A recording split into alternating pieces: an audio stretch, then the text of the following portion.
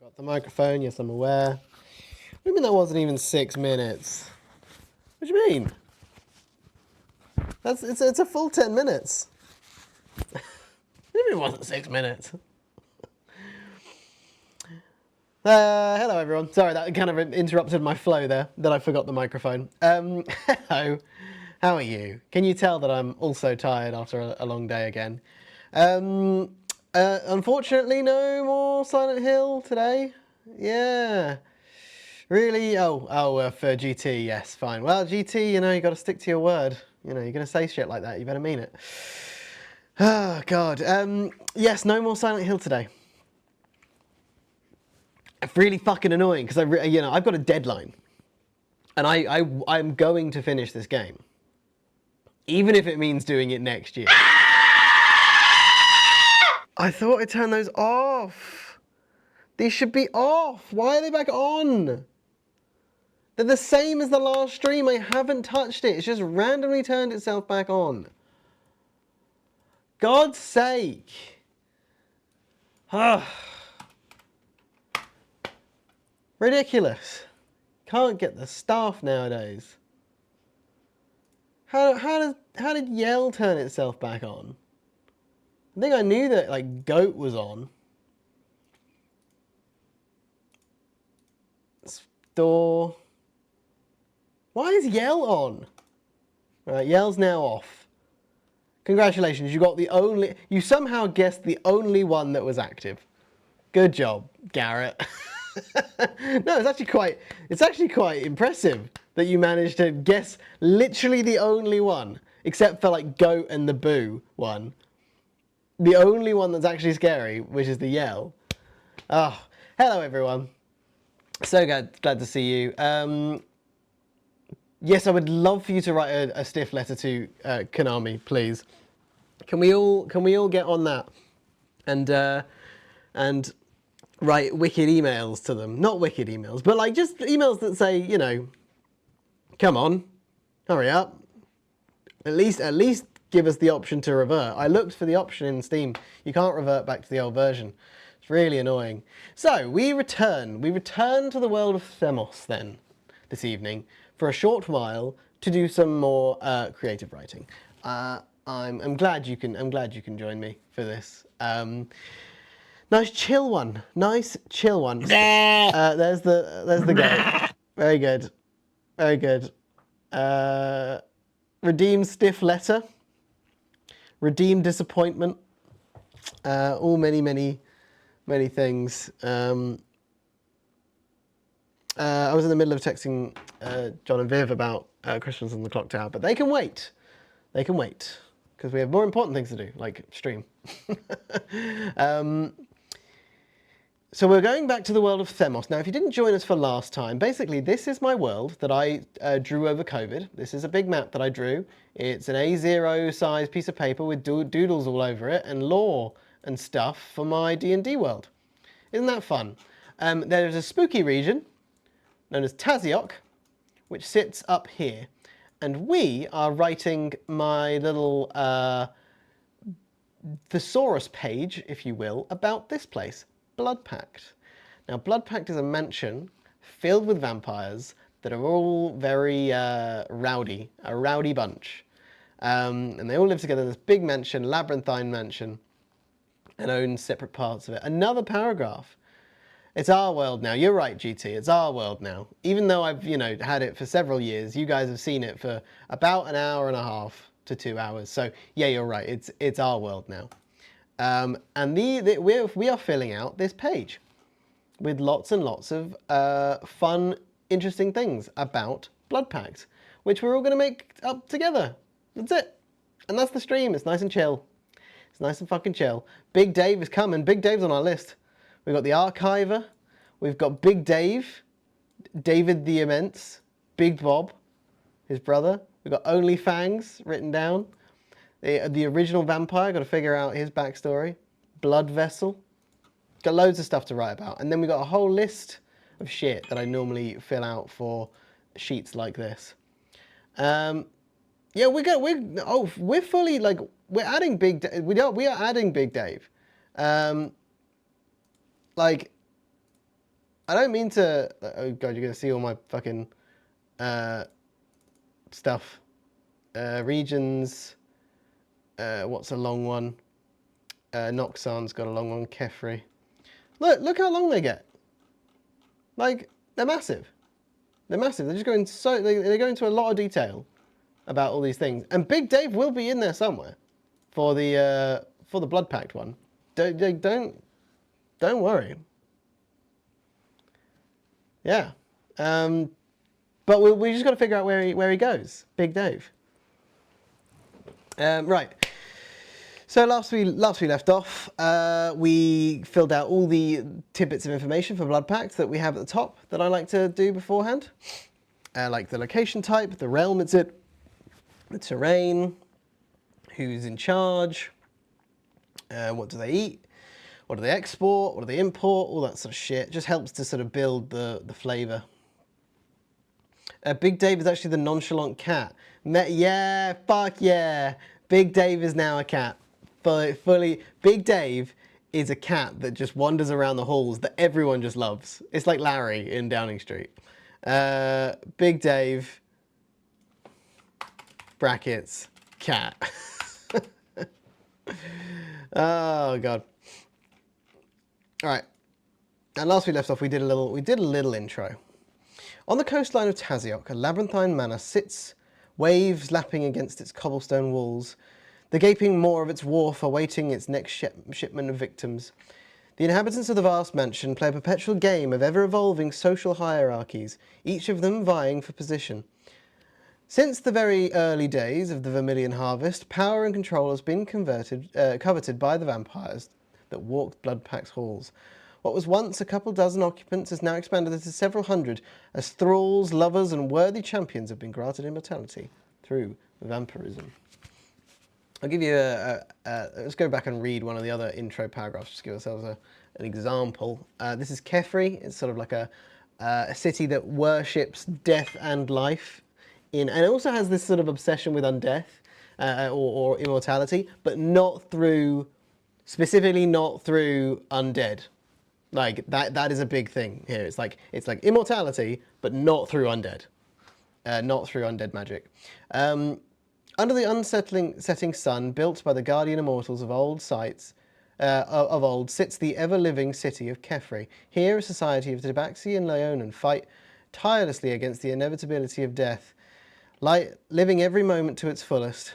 The defiance of death is deeply ingrained in Kefri's DNA, with its origins calling back to the unlikely union of clerics of life and the clerics of undead. Oh, undead! Should be clerics of death, not undead. Building a joint to ward off Septos. Oh no, that's it. Sorry, I forgot my own fucking lore. They don't like death. They don't like natural death at all. They like life and they like undead, which is a weird like a weird match that doesn't really work. But that's the reason it's weird. It's because it's like undead and life both in unison for like. And not combating against each other because it's all life. They actually hate death, like death itself, like real death. Since the Union centuries ago, scholars have worked to try and discover the secret to eternal life. There we go.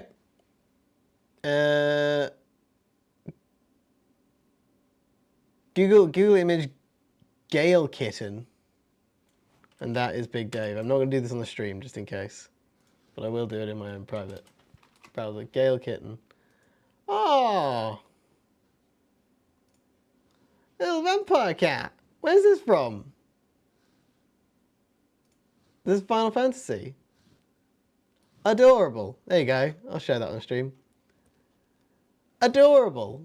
How cute. Little vampire cat. Yeah! Fuck yeah. That's adorable. Final Fantasy VII, B online. Now it needs to be a tuxedo cat though. We will see. We will see. It can have wings and a tuxedo, guys. It can have wings and a tuxedo. This is our world. We can do whatever the fuck we want. So that's the general overview. Geography of the area. The manor sits. The manor is located on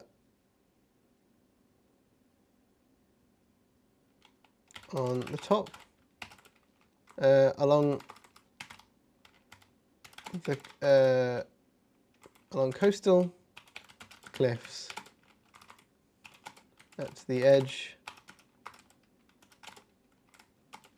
of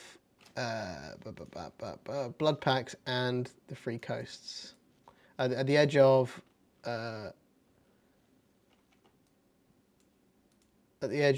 Taziok and the free coasts.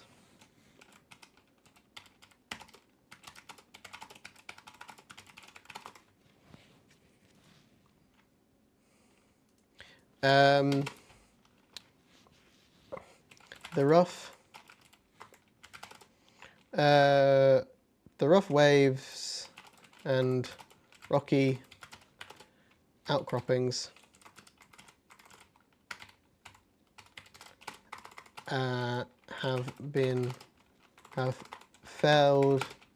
felled, yes, many passing boats.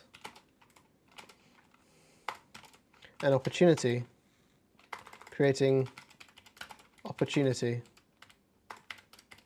to feed.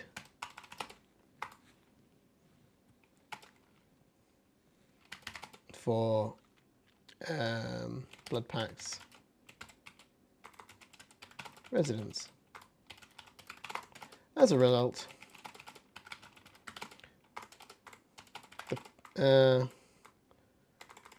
between this and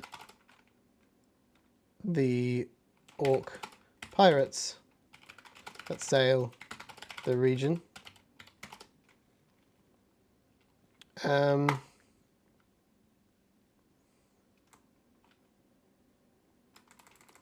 this and the orc pirates that sail the region,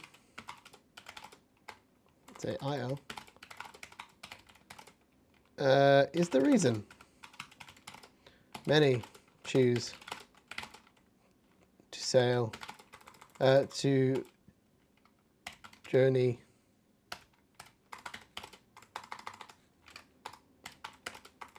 around. What's it called? What's this area called?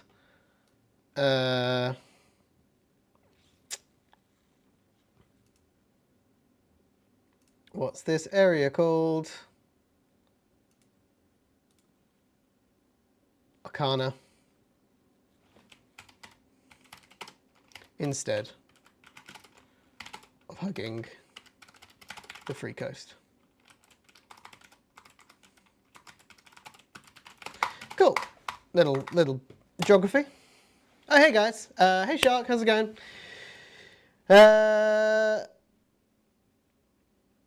What have I missed? On a peninsula. Is it on a peninsula? It can be. It is on a peninsula. You're right.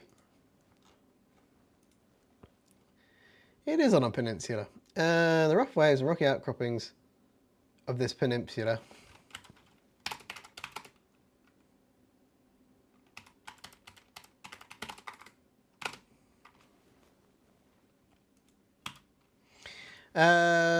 the manor is located along the coastal cliffs at the edge of Taziok and the free coast. The rough waves and rocky outcroppings of this peninsula has felled many passing boats, creating opportunity.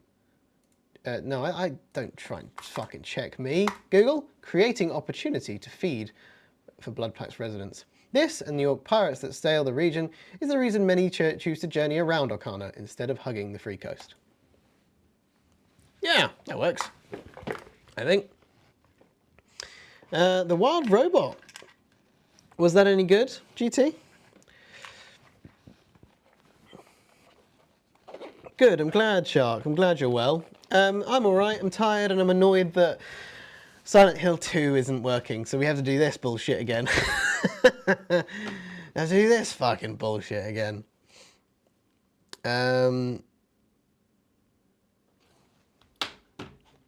A wide berth. Yeah, they do take a wide berth around. Well, I'm thinking they sail, instead of going through this bit, people choose to go around instead. And up. Because there's too many pirates. And dwarf. Actually, there's dwarf pirates here. I decided to change it to pirates. And the pirates that sail the region. The reason meant choose a journey around Orkana instead of hugging the free coast. Geography of the area. Geography to the area. To the east. I wonder how close it is, actually. How close is it? Not crazy close. To the east is Mausoleum. A vast graveyard.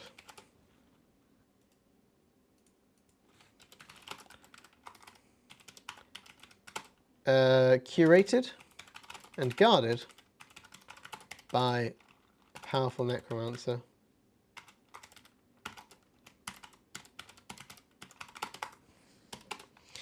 This proximity has proved a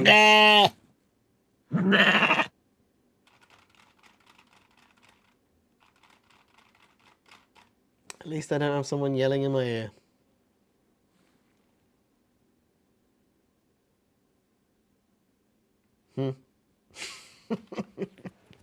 At least it wasn't you that did it, Shark. At least it wasn't you that said that and then did the redeem. Do you give an underwater and underground world too? Oh shit, you mean like... Yeah, I mean, I kind of did myself in by making the map so large, because it would be sick to do like an underwater map. That's the inverse of this. And then an underground map. Oh, that would be so cool. And if I then connected like these regions, like if I connected Celeborn here and Pelmoria in the underground map, so you could actually go through the underground to get there. Oh, that would be sick. Oh, fuck. Am I going to have to make a whole new map? Oh, no. Why no redeem boo? It should be. I left it on. I left it on. Yeah, it's on. Goat and boo are both on.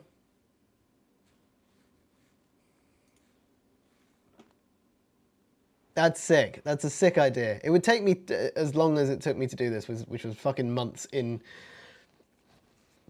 the middle of a pandemic where I actually had the time. But that would be sick. A vast graveyard, curated and guarded by powerful necromancy. This property has proved fruitful for both parties, with Blood Pact having seemingly endless supply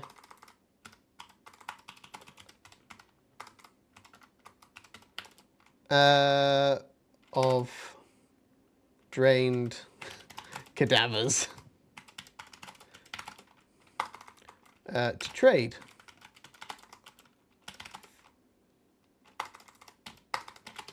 There we go, cool. A little bit more geography for you. Stop trying to get me to do that, Google. I'm gonna ignore that one. So we've got a general overview. We've done the geography to the area. How do rulers maintain power?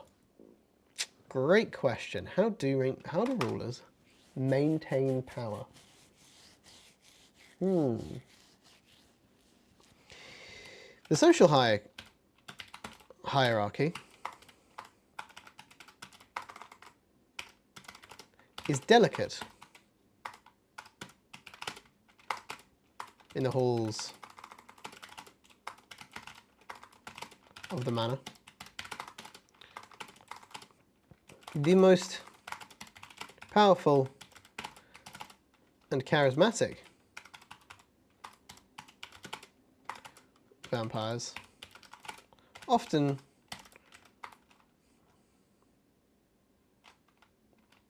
overthrow their masters and become masters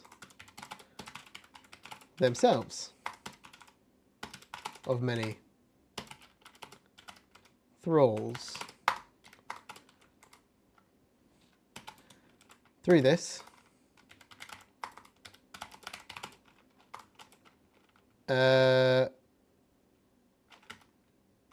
leaders naturally rise to the top. Strong leaders, strong characters,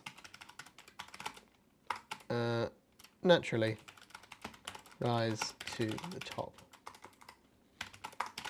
Then we're going to name drop our big bad boy here, I think. Triton play a big role in the campaign you're currently running. Is that the one with 4 arms? They have 4 arms and they big rock boys or big like insecty boys. They have to know alive sire to be top bat. Do they have to kill them? No, I don't think so. Do they have to kill them?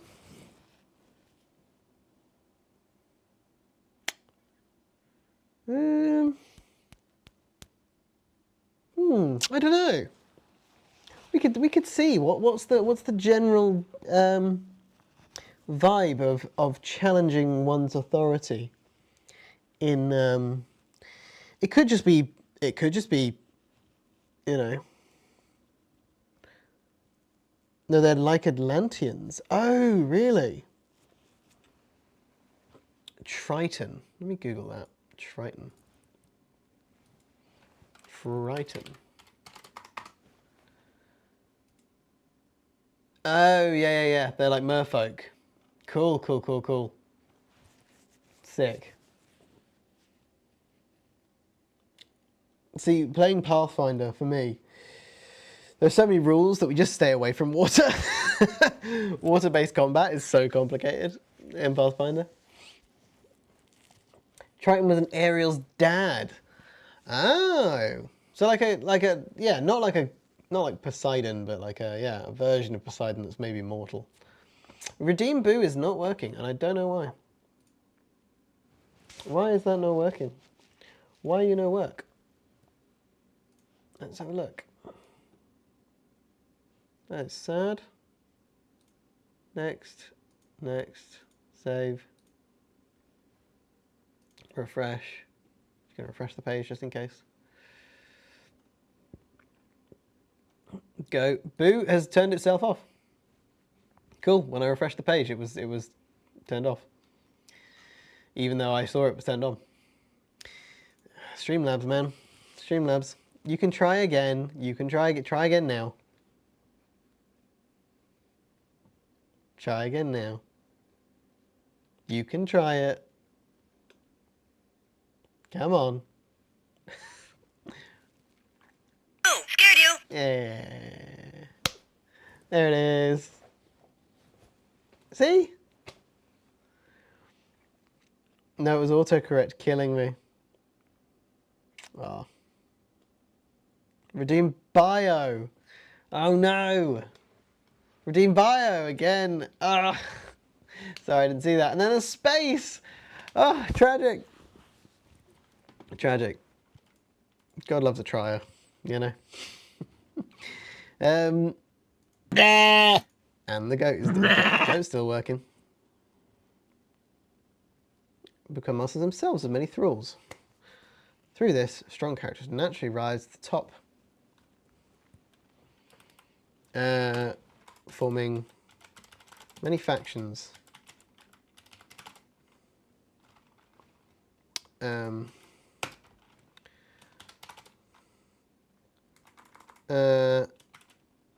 Currently,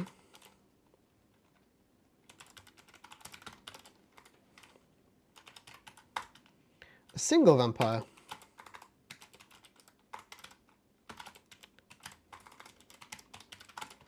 has control over all 5, sure. We do 5, 4, 3 factions. Make it easy on ourselves. Living at Blood Pact. It's our boy, Icanus. Icanus Thane.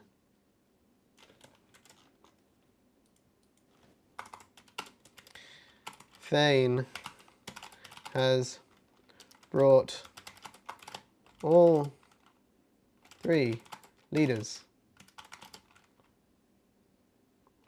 to heal. Heal. Creating a strange and fragile peace over for the last 100 years. There you go. Well, so the period of peace, the period of stability, is currently only underpinned by is currently only because of our most recent vampiric leader, who has managed to bring the other 3 to heal. Thane brought Big Dave, the therapy cat. Big Dave can be Thane's Icanus Thane's pet. Can be, yeah. I think Big Dave is definitely the Thane's cat fully. In my one-off campaign, I'm the mayor. Ran off, so I took charge. Nice. We all have a good city to run, don't we? In our D&D campaigns, where we get to act like we're in charge. Zach's here. Don't worry, everyone. Zach's here. How do we know? Go. Hey, Zach. One of my players is a king, but we've not got to his kingdom yet, and no one else knows. No one else knows that he's a king. That's going to be cool when they get there and find out. Big moment. Big moment. What have you missed, Zach? We've just done a little bit of geography around the town. We're now talking about the sort of the leadership and the social hierarchy within the walls of Blood Pact. Who's in charge? We've established there are 3 factions of vampires, but those 3 factions have been brought to a period of temporary peace by our leader Icanus, who has managed to bring all 3 under his rule. And we've maybe talk about some of the social implications. Maybe he's tied these 3 leaders of these factions into a bit of a knot around each other. So it's like a catch-22. Like if they try and overthrow Icanus, then suddenly they tip the scales into their other faction's favour. Maybe that's the way that works. And I'm only sort of I'm sort of lightly taking the vampire sort of like relationship thing of like you have the vampire and then the thralls. So the vampire creating its own servants and those servants serving in order to become vampires themselves and gain their own independence. But through that independence, they may, overthrow their own leader. So, there's a bit of a back and forth going here. I just want to sort of establish what the rules are in this region and how similar they are to your regular vampire rules. And Big Dave has become a cat. Sorry, yes, and that is a big development. Big Dave is a cat. No, it's a small town. I only took charge for stability. Yeah, something's got to fill that power vacuum. Otherwise, it all gets destroyed. Yes, he has a little tuxedo with wings, so he can fly. And we've established that he is the pet of the leader. Big Dave is the pet of the leader, Icanus. Iconosthane. Shark says, had a good day. I met with my friend that I haven't seen in a while. Friends I haven't seen in a while. That's very nice. Meeting up with friends that you haven't seen for a while. I haven't seen any of my friends for about a month. So, yeah, it'll be fine. I'm seeing them this weekend. I've got a video to edit though. I've got 2 videos to edit for you guys. So I've got to do that at some point and finish those off. Well, Big Bob, what's their deal? Big Bob was supposed to be Big Dave's brother, but we made Big Dave into a cat. So, and I feel like I just kind of want, I think maybe Big Bob, I don't think Big Bob needs to exist. I really like Big Dave as just a cat. But maybe Big Bob will come back later, you know? I don't think we need to focus on who Big Bob is right now. Big Bob's a minor character compared to Big Dave. Big Dave. May as well put him second in command, honestly. May as well. I think that with our new law, I mean, I think that means Morayu here is one of the leaders of the other factions. They must be. Must be. World building? Yes, Connor. World building, because Silent Hill is still broken. So we're doing a little bit of world building for my world. And just a little overview here. This is a map that I drew during lockdown. It's A0 sized. So if you imagine A4 is probably about the size of this region here for you guys. Yeah, that's about an A4 piece of paper. And I drew like 9 of them and then stitched them all together to make this fucking monstrosity. And we are filling out the background of the spooky undead region up here. And yes, this does obviously, this little border here reaches all the way across to over here, and they match up. They match up perfectly. By the way, if you wanted to know. That's it. Can I offer up a name for another faction? Absolutely, absolutely. That's what we're here to do. We're here to build worlds. Sorry, this is a different document, but this is the kind of thing we're going for here. Let me see if I can pull up one that's a little bit more. Got a few more pictures in it. Sanctum has a few more pictures in it, but this is the kind of thing we're going for. So we've got our header image here that we've made for our one here, Blood Pact, just a nice little flavor here. And then as we go down, we're going to add in little AI generated images just to give a bit of context, and also just a bit of a visual reference for what's going on. And that's what we're doing for Blood Pact, which is a mansion with vampires in it. Themos is Gigi's IRL world confirmed. I mean, yeah. I mean, that's. I've lived in this world. You know, haven't we all lived in our D&D worlds? For real. The Iron Vigil. I like it. We'll make a note of it. The Iron Vigil. Sounds paranoid as fuck. Any more suggestions for faction names? We've got 2 more. The name of oh shit. So we called it the Vermilion Harvest. Is the Vermilion Harvest the collection of all 3 factions, or is it one of the factions? Sathos Paradigm. Sathos Paradigm, the Dark Testament. A little too biblical for me, the Dark Testament. Although I like where you're coming from, Zach. Sathos' Paradigm. Now that sounds sick. What does Paradigm mean? What does Paradigm mean? I think there are 4 factions. But the Vermilion Harvest is the faction that is in control of the other factions, if that makes sense. So all 3 other factions are loyal to that one. The Knights Sanguine, former brotherhood of knights who fell in the vampiric curse in order to increase their own power. Very cool. Very cool. Sanguine. What's Sethos?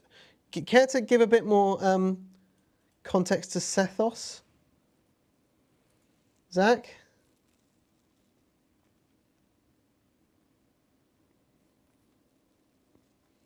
The Vermilion Hive is very much the Al Capone of this world. Yeah, it is fucking sick. Sethos. What's Sethos? Genshin Impact. I'm afraid it's if it's in Genshin Impact, it's a no from me. I've never played Genshin Impact before. Cool name though. You've plucked it like Septos. Paradigm. Let me Google paradigm. Paradigm's like a unique thing, isn't it? A paradigm. Typical example of a pattern. A pattern or model.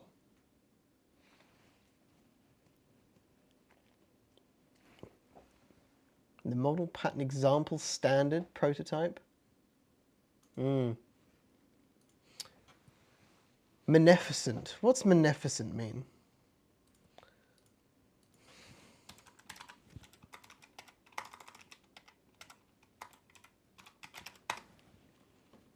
Nope, that's the word Memphis. Beneficent or beneficent?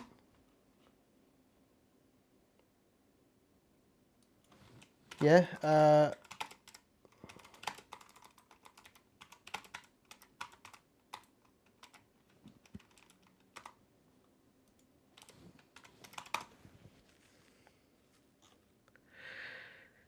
so it's going to be a deep cut. Does anyone remember the Dawn of War, the first Dawn of War on PC, where you clicked on the Space Marines builder unit and it said, yes, most beneficent one?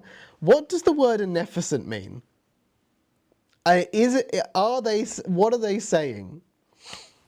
Because I kind of want to use that word. Vermilion Harvest, much now. The Harvest is what outsiders call the Vamps, not knowing there's actually inner factions. Septos is the name I thought would sound nifty, but it plays off Set, the Egyptian god of death. I'd rather go even harder. Sethos. Sethos. Nope, sorry, I too use Egyptian mythology and the basis for my pantheon of gods. I don't know. Afraid maybe that's just a me thing, the whole Dawn of War thing. Yeah, let's write some more names down. So we've got Sethos. Well, what about combining the two? The Dark Paradigm.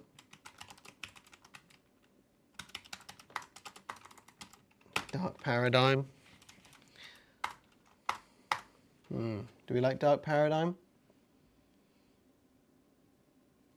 Just that I'm worried that if we put Sethos, I then have to add a bunch of lore about somebody called Sethos.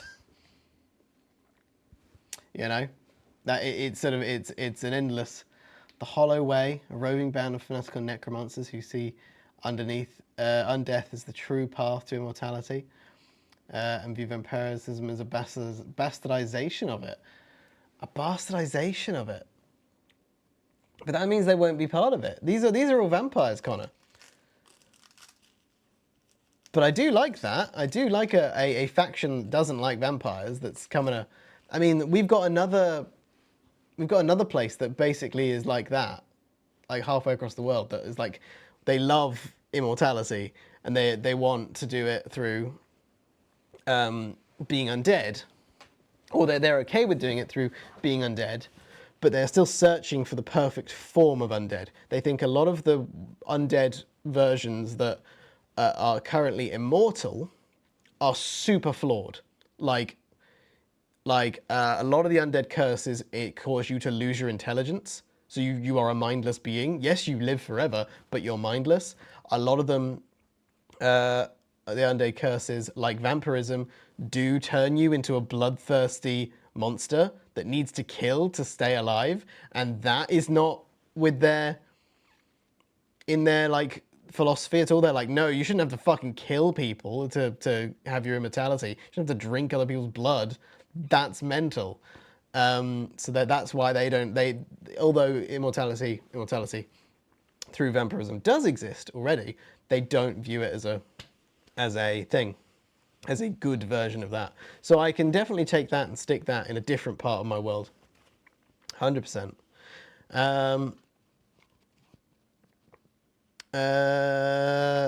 Set-thos rather than set-thos. Not such a hard T in the middle. That's probably why I moved to my little shack. Yeah, we could. Where's Shark's little shack? It's like somewhere along here. Where's it? There it is. Somewhere along the Blackwater, next to Topper. Have you got like a mark that we can remember? It's like it's somewhere along this river. We've got Shark Shack. Which means that you must be a halfling. Wait, you can be a wood elf actually if you want, or you can be anything you want. But these are wood elves and these are halflings. Shark, in your little shack. Can you have an island? I don't think we've got. Oh, we do have islands. We do have plenty of islands. We've got the Isle of Games, the aviary. This is like Magic Olympics, and each of these islands is like they like craft them to be different battlegrounds and different stadiums. Halfling, you got it. The Emerald Ascension has a sort of paladin vibe to it, I think.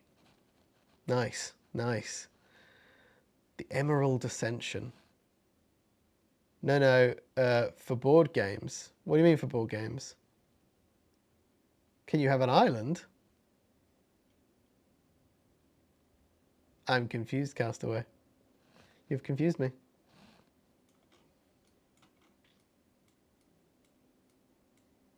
You have confused me. I don't know what you mean. The Isle of Games is for board games now. Ah, yes. People play chess here. People play. Yes, people play. Yeah, it's not about magic anymore. It's about the World Checkers Championship. This is Scorn. I love Scorn. So this is like a gnome city where they mass produce magical items, and this is the landfill that they were like dumping all the cursed magical items into. But then it made all the rats there sentient. So now there's like a little rat kingdom going on in like piles and piles of like cursed items, which is it's very fun.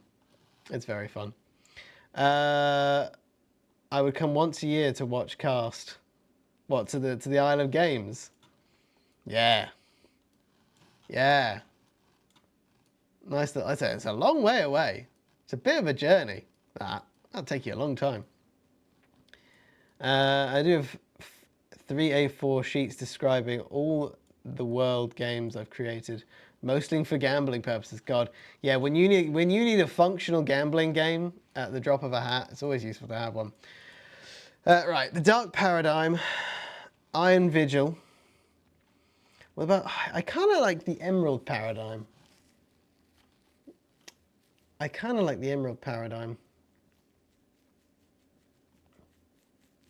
Because I feel like I want to make a magical item that's made one of the vampires that is the head of a faction like super powerful, but actually they're not that powerful. They were a really weak, like runty vampire, but then they got this magical item and it just went and put them to the top of their faction. And I feel like I want it something to do with an emerald, so I think I'm going to call it an Emerald Paradigm. How's that feel? Zach? Obsidian Paradigm. Yes. Obsidian Paradigm. Nice one. Yes. The Obsidian Paradigm. Fuck yeah. Cool. Second faction. Got it. Blue, what are we coming up with? We are coming up with factions for the vampires inside the manor house. There are 4 factions now. Faction number 1 is the Vermilion Harvest, which is the one that's sort of in control of the other factions. And there are 3 factions. We have the Iron Vigil, which is suggested by Connor. We have the Assyrian Paradigm, which was suggested by Zach. And now we've got one more faction. And I'm assuming you're up to date with what we're actually doing here, Blue. We're world building. Scholars of Blood. For some reason, I read that as School of Blood, which made me think of Bard for some reason.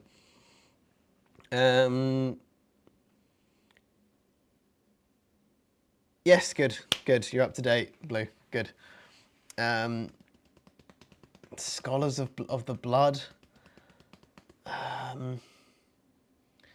Oh, fuck. All right, cool. I think I'm going to go with the Crimson Bard. Or something like that. And they are very much like artists. They're like an artists faction of like, yeah, arty people. Like the majority of them bards. The Crimson Dream.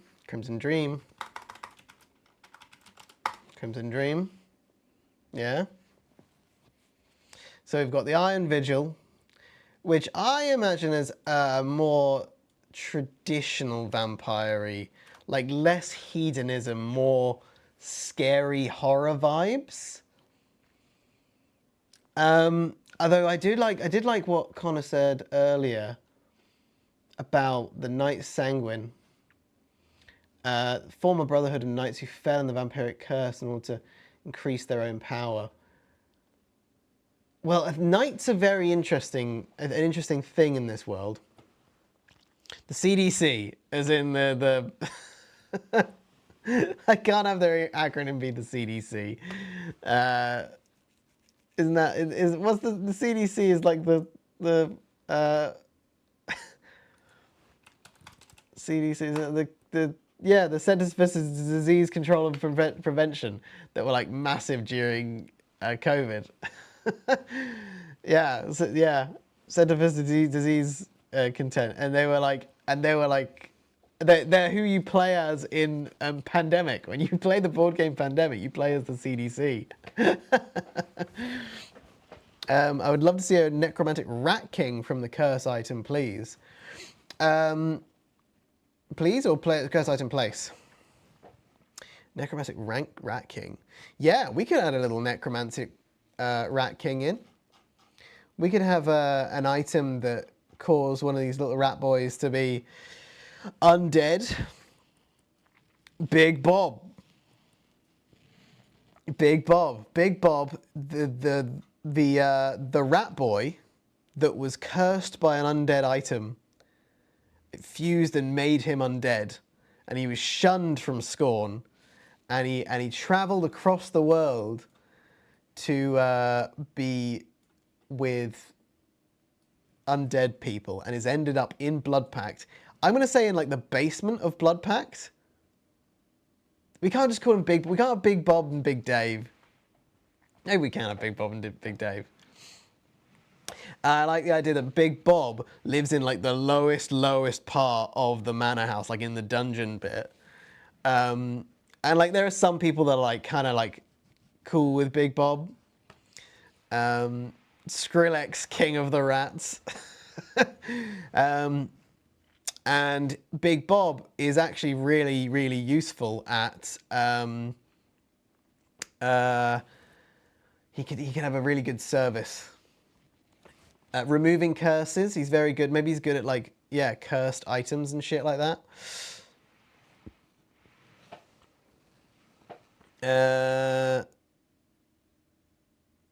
Yeah, I think he probably, if he's a necromancer, I think he probably has brought back all the like all the rats that are down in the basement of this place. He's probably got them as like his minions. all these little not intelligent rats, but all the like the normal rats. When they die, he brings them back to life, and they're like his minions. So there's like swarming undead rats in the bottom of this place. His loyal servants, indeed. I also want to be a horrific amalgam of a bunch of dead rats. Imagine Nito from Dark Souls, but rats. Well, maybe the graveyard in Scorn, a cursed item hall. Yeah, that's it. So what happens is, so just to give you guys some context over how they sort of like dispose of this shit, Pelmoria sends airships over to Scorn of like all the cursed items they have made, and then as they get over it, they just drop it in like onto the landfill. They just fucking drop it, and it's known as the Cursed Rain. So it literally rains cursed items as they just shove them out of these airships. And maybe the Pelmoria one day dumped a bunch of cursed items onto the graveyard, just buried the graveyard.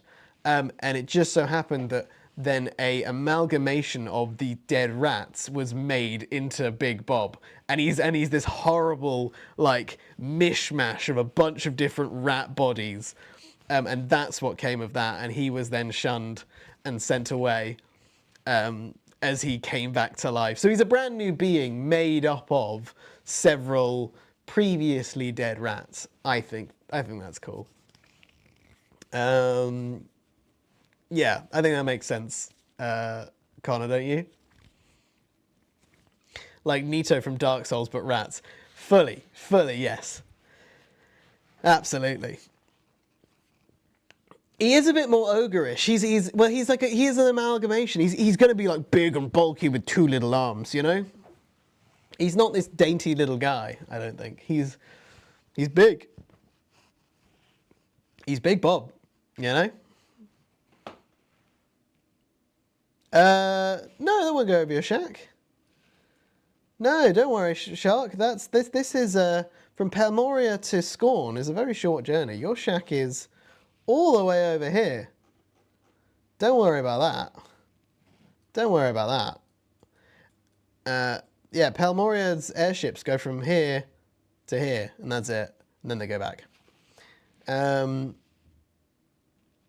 don't worry about that. No, have him be small. He's big in name only, but he's supposed to be an amalgamation of a bunch of rats now. Big Bob. He's going to be at least twice as big. He needs to be huge for Big Dave to be funny. Right, we're getting sidetracked. We're getting sidetracked. We'll get onto Big Bob later. Right.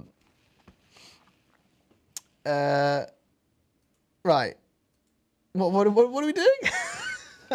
Yes, we've got to write some stuff down. This is the thing, is I'm really bad at writing shit down. I love just like spitballing ideas, but writing shit down is difficult. So how do rulers maintain power?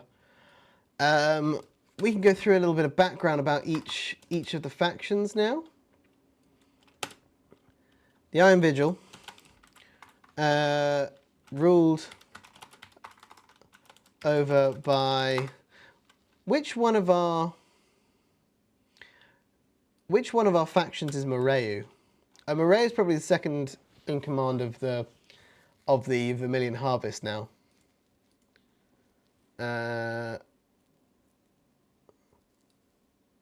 We'll change this to 4.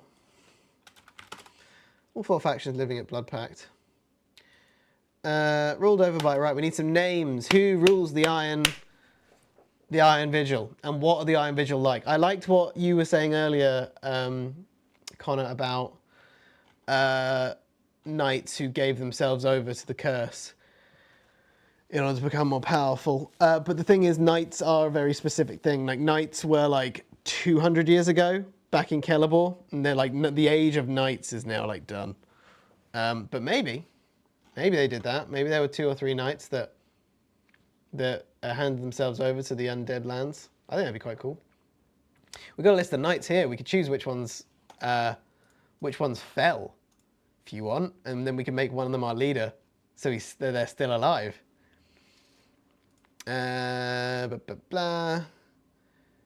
Regions, Celebor, Knights of Celebor. There we go. And now we've got a whole, like, loads of shit. Loads of backstories and stuff. Cool. Pick a knight. Pick a knight. I think this is how we want to go for the Iron Vigil. One of our knights, or maybe 2 of our knights, defected and went over to the undead lands to Lance Kenningway. Lance Kenningway is still alive. Sorry, it can't be number 3. Lance Kenningway, although he has no backstory, is actually a prominent member on the Primordial Sovereignty Council, which rules over Celebor. And he's this really old knight dude. He's really old. He's like super old. So hang on, let me just do a quick calculation. It's 6. What fucking year is it? What year is it? Calendar template 677. So 677 minus 585. He's 92. Our guy's 92. Oh God, Lance. He old. My guy old. So it can't be number 3, sorry. Because he's already a character in the world. And he's still alive. But choose another one. Lara Steld. Again, already got a backstory. Sorry. There's so many here that just do not have backstories that we can 100% send them across the world and make them into these undead people. Let's scroll to put what did she do? I can't remember. Undo that. Was known for her ability to traverse the battle at lightning speed. During the Battle of House Dren, she was overheard an enemy general reminding soldiers cavalry would be arriving in flank soon. She immediately retreated despite being entangled in battle, was able to inform the king. King Atex, the maneuver in time, win the battle for them. Blah, blah, blah. Okay. Any 8? Number 8 and number 10. Right, number 8 and number 10 defect and go to, so that's 1, 2, 3, 4, 5, 6, 7, 8. Almor Farway the Good. Almor Farway the Good. Ironic. I like it. And 10, 9, 10. Vez Romford the Magnificent. Oh, brilliant. And you know what, Zach? We're going to do number 14 as well. Sure. 3 of them defect. 1, 2, 3, 4, 5, 6, 7, 8, 9, 10, 11, 12, 13, 14. Olven stole the wall! I had so much planned for Olven Stold. He's such a wide boy and I love him. I absolutely love Olven Stold. Stold, yeah, it's... Fuck, man. Okay, cool. We're just going to put a little note here in their thing. If we can. Click on the goddamn thing. Vampire. So Olven Stold is still alive. Madness. I didn't realize that. I didn't even know that. Vez Romford. Vampire. We're going to have to write these guys' backstory soon. Vampire. There we go. Almor Farway. Vez Romford. And Odven Stold. All defected to form this faction. I think maybe only one of them is still alive. I think it might be too much for all of them to still be alive.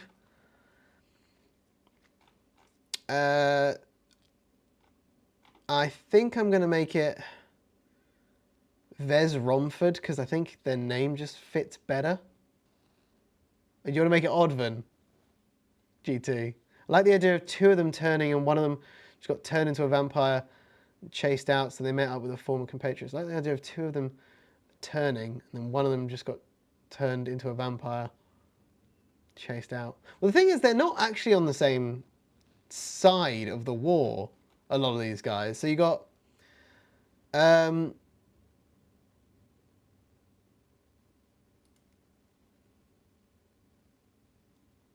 what have you got? You've got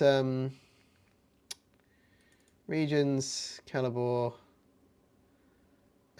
Old House Calibor. No, we want the House Calibor history. There we are. A lot of these guys aren't on the same side of the war, so it's pretty much Dren. It's pretty much everyone versus House Atax, actually.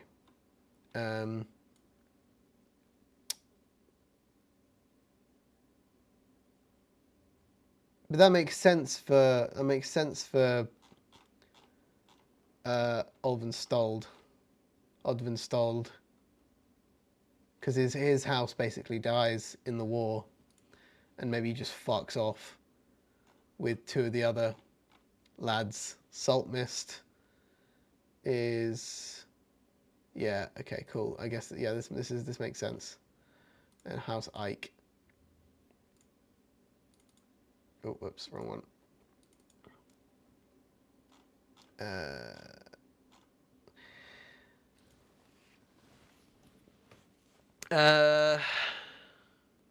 Like turning willingly, I mean. Odvan, one should be alive and kept in stasis due to their age. So the ones who started the faction. I think they're the ones who started the faction. Definitely. Like, I like that. They started the faction when they got there. Odvan is still alive because he stays out of conflict. Did any of the three we chose start one or more of the splinter factions within the Harvest? Yeah. These three, I think, started. Pete's run away because he's so wide. This is the origins for the Iron Vigil, I think. This is where they originate from.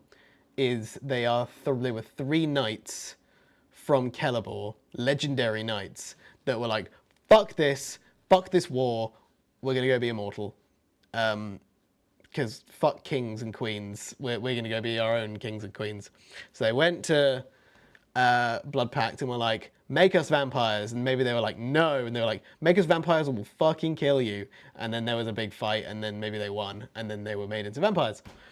And formed their own faction and had thralls crowd around them. Yeah, I think all three of them together formed the Vigil.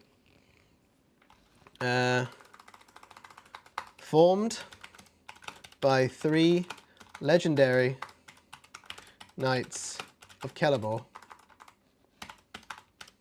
after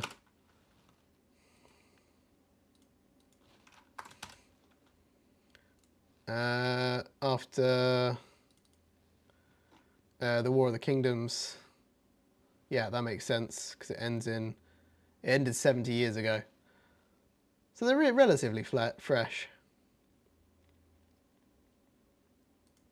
Yeah. So then they're relatively new after the War of the Kingdoms.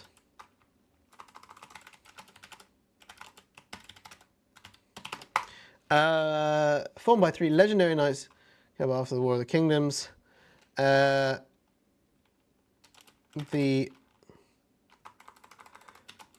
Vigil.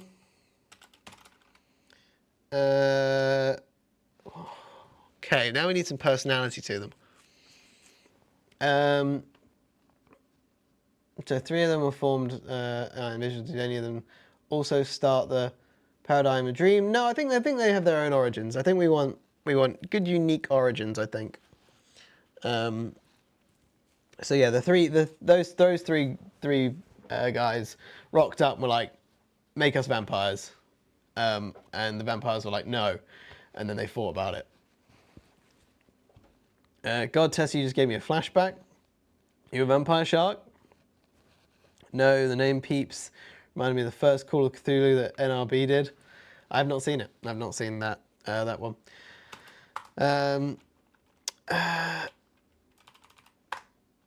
The Vigil. We need some principles. We need some like flavor to make them different. Now ruled by the only surviving member of the original trio. Now we decide, who is it? Is it Odvin Stold? The Wall. It's Odvin Stold.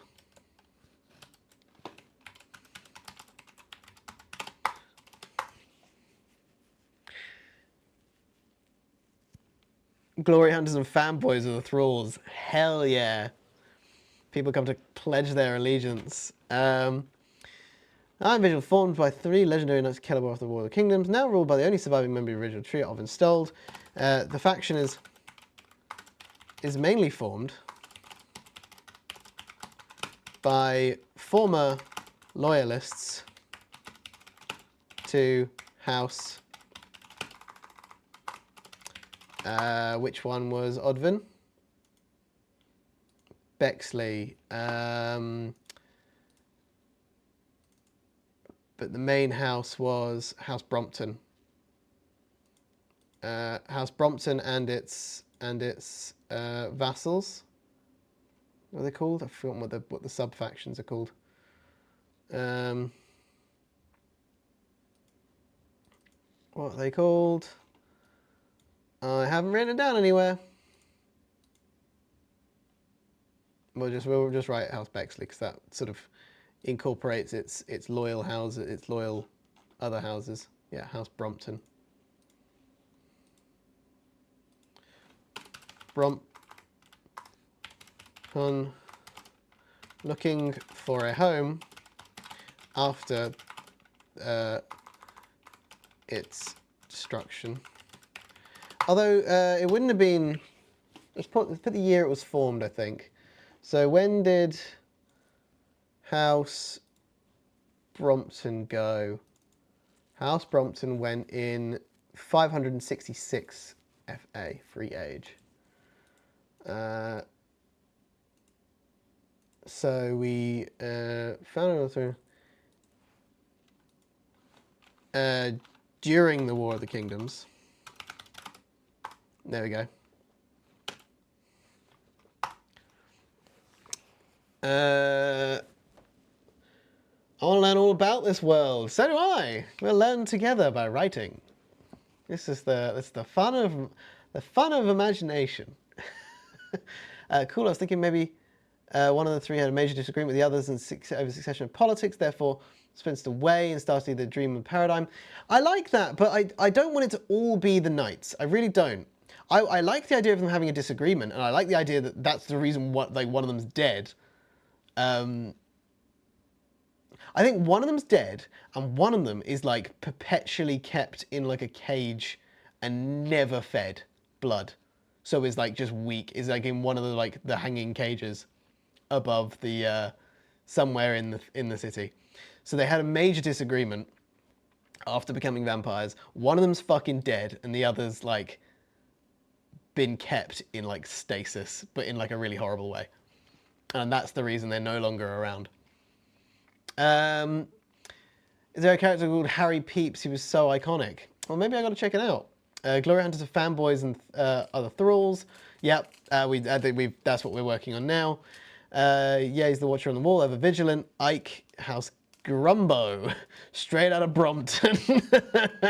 Straight out of Brompton. As an aside, I know you're only planning on streaming during October, and only doing this specifically because the Silent Hill's broken, but you genuinely should continue this post-spooky season onwards. Wonderful content, this. Thank you, Zach. That's very kind of you.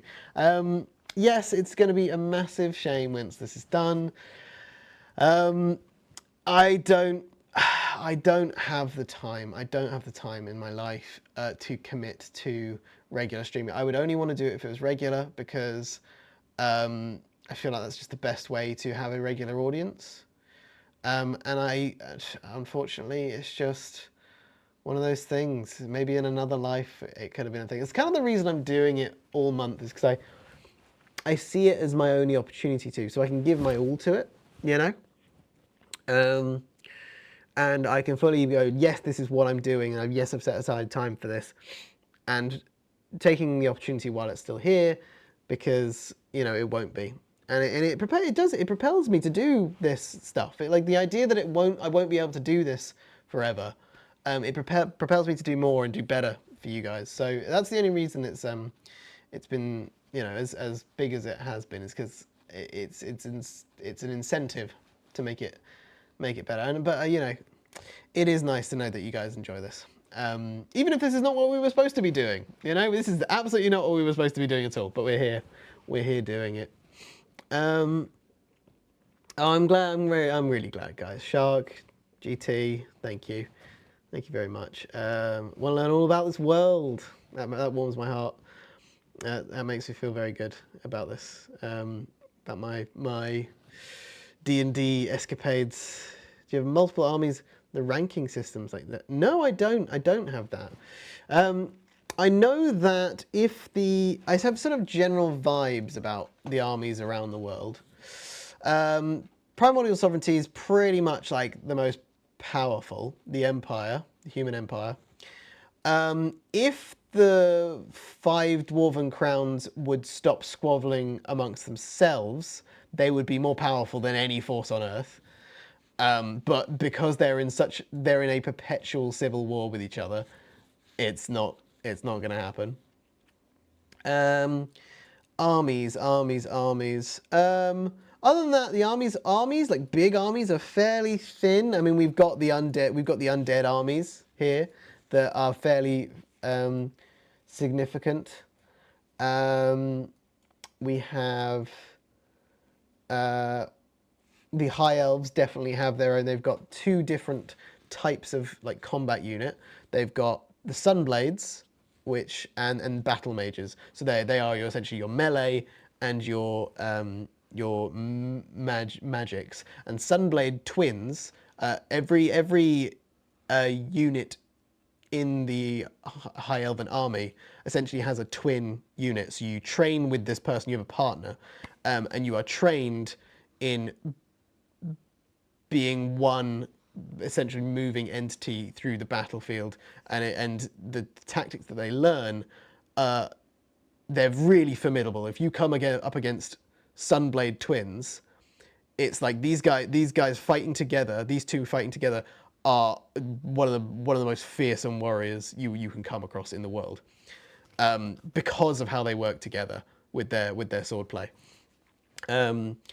I did have a really dark thing where if one of them dies, the other one like also, you know, doesn't survive. But I don't know if I want to put that sort of topic in my world, you know, as like a canon thing for somebody to unalive themselves, just because it's such a sensitive topic. I just thought it was it was not done in the same sort of way. It's the idea that they are one entity, and it's literally they are like soul bonded to this other person. So when it does happen, it's you know. But I don't know. Maybe I'm being too PC about the whole thing. I don't know. I just don't like to. You know, I probably wouldn't include this in something where somebody has explicitly said that they don't enjoy or have triggers around that sort of content. So, you know, but that was the original idea behind the Sunblade Academy. Their compatriot, yeah, exactly. It's real Flesh Eater Count vibes, Quartz vibes. Like if you enabled subs, James, I'd pay for it. Don't sub to this. Don't sub to this bullshit. It's not worth it. That's very kind of you, but it's not worth it. Will we ever get to see you again? I don't know. You might see me popping up every now and again. I mean, I'll be at events where John and Viv need me. You know, I quite often will. I'm there. I'm a little. I help them. Little workaround.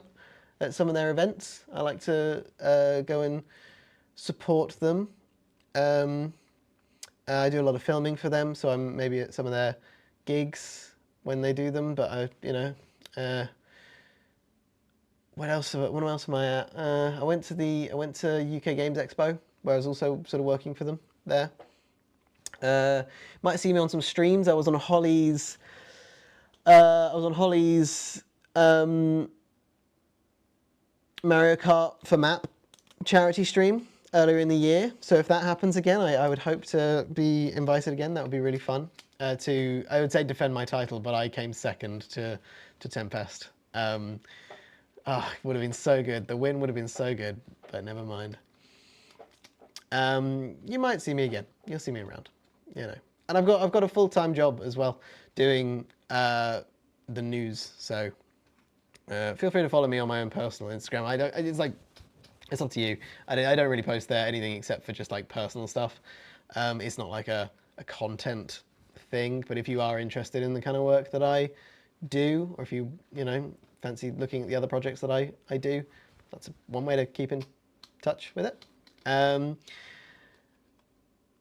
We never got that game of Warcry. Yeah, I know. We never got the fuck, man. Honestly, we never got that fuck. I still got my Warcry band in the cupboard, man. I was gonna sell it. I need the money because I haven't played Warcry at all. And a bunch of my friends are now into Warhammer that weren't 2 years ago, but instead they play Kill Team rather than Warband. So I might have to get a Kill Team.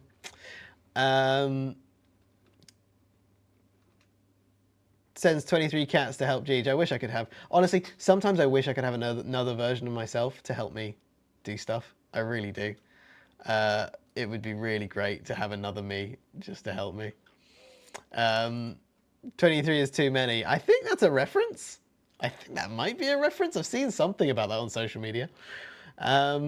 Now even worse, make the Sunblade who falls the consciousness enter the twin. Oh, fuck, that's cool. Oh, cool. Yeah. So if a Sunblade twin dies, their consciousness enters their partner's consciousness, and they become like a different unit. And I would say they go a little crazy. I think they go a little insane because they've now got the voice of their failed, they're like maybe like a vengeful, not vengeful, but like they've got this guilt, and it sends them a little crazy. So you get these Sunblades that go like just a bit mad, and now they're on their own. They have to sort of be like contained, and they're maybe like shielded from the world. But maybe they're set upon like. Maybe they become like uber powerful, and they only get sent on like dangerous jobs for the Elven Kingdom. They're like Navy SEAL expendable units. That's sick. That's sick. So for the 3 vampire knights, who dies? How about they were slain on the field of battle against the Bronze Knight? Is that what is bronze? Is the Bronze Knight? Ulven Stold, is he the Bronze Knight? Is that who you're talking about? Yes, absolutely. I mean, I think... Where are we? Blood Pact, there we are. Yes, so I think Ulven Stold is the lone survivor. He's running the faction currently. One of the others is dead because they had a disagreement and Ulven killed him. And the other one... maybe the other 2 conspired to kill Ulven because he had too much power in the clan. Ulven killed one of them and has locked up the other one as punishment, and that one's still alive. No, I did the Bronze Knight's still name, but helps story for that split the faction. Oh, you mean Ulven Stold? Odven Stold. I keep saying Ulven. It's Odven. Odven Stold, the Bronze Knight. Essentially, they're a death company. Yeah, it's cool. Called themselves the Harrowed. Yep. You got it, Connor. Yeah, Sully's family has 23 cats. Honestly, I'm not surprised. knowing Sullivan a little bit, I've talked to him a few times. Well, I don't know him very well, but that makes sense. Lovely guy, really lovely guy. I need to text Jonathan back in a second. Remind me to do that. What do we got? We've got. Right, so we'll write that little bit of faction history down more. The two former leaders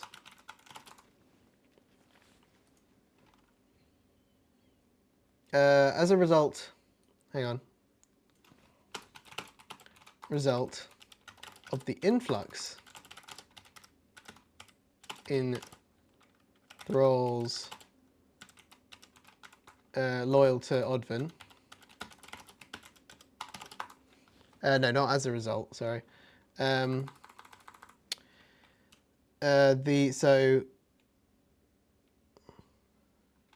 Feeling overwhelmed by the influx of thralls loyal to Odvin. What were they called?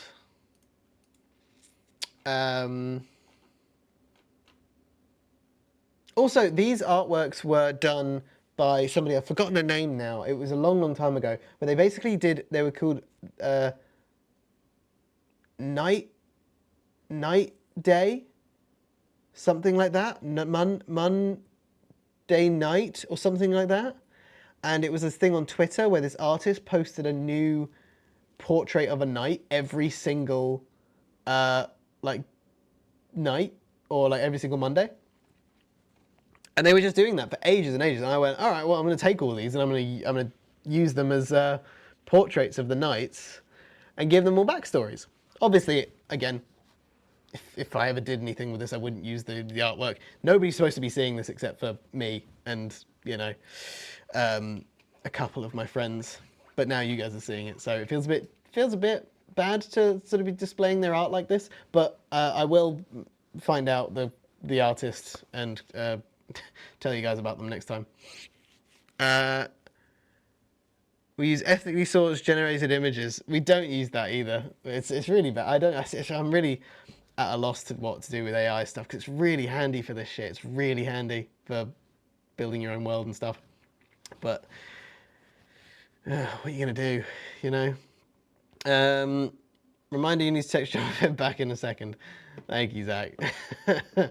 I just keep seeing them the messages, and they need answers from me.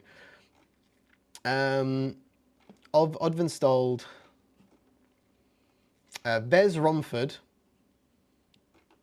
and Almor Farway. I think Almor Farway's dead.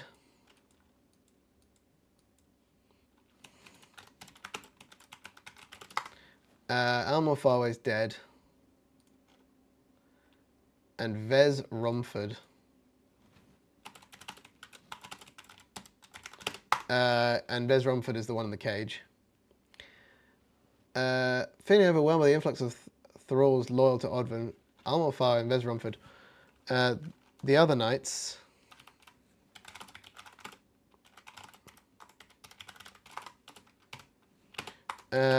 Plotted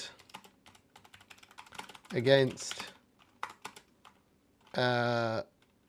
Odvin. Upon discovery of their plot, Odvin killed Almor in a duel and imprisoned Vez, starving him in a cage that hangs from the main clock tower. Cool, we've written things down. Does that make sense, guys? Does that make sense? Is that all, like, should we read through what we've written so far? Let's go through what we've written today and just double check. The manor is located. The manor is located along the coastal cliffs at the edge of Taziok and the Free Coast. The rough waves and rocky outcroppings of this peninsula have felled many passing boats, creating opportunity to feed for Bloodpack's residents. This, and the pirates that sail the region, is the reason many choose to journey around Okana instead of hugging the Free Coast. To the east is the Mausoleum, a vast graveyard curated and guarded by a powerful necromancer. This proximity has proved fruitful for both parties, with Bloodpacks having a seemingly endless supply of drained cadavers to trade. The social hierarchy is delicate in the halls of the manor. The most powerful charismatic vampires often overthrow their masters and become masters themselves of many thralls.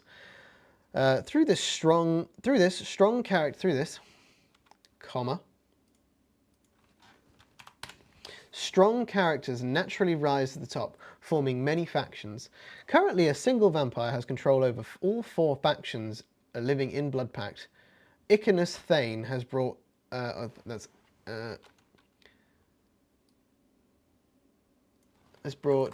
the other leaders, because we know that there's 3. Currently, a single vampire has control over all 4 factions living in Bloodpact.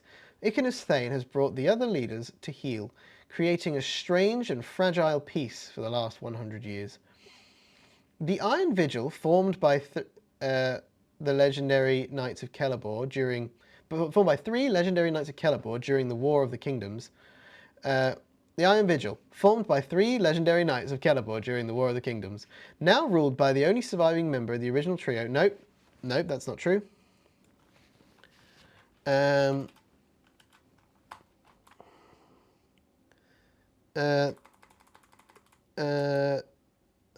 Now ruled by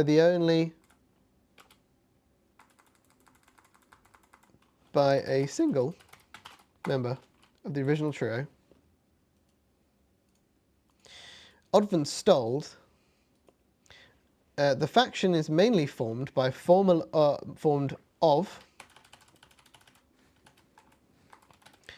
loyalists to House Brompton, looking for a home after its destruction. Feeling overwhelmed by the influx of thralls loyal to Odvan, the other 2 knights, Almor Farway and Vez Romford, plotted against Odvan. Against him. Against their former ally. Sure, spice it up a bit. Upon discovery of their plot, Odvan killed Almor in a duel and imprisoned Vez, starving him in a cage that hangs in the main clock tower. There you go. Oh, scared you. Ah, fuck. Thanks, Shark. It's still 4 factions because the Vermilion Harvest is one that is ruled over by Icanus Thane. That is 4, so it's 4 factions total, but one of the factions has control over the other 3, essentially. But people know, though, GT. People know that Vez hangs from a tower being starved and is incredibly weak, basically powerless. So people know, and it's like a reminder, you know, don't fuck with the Iron Vigil.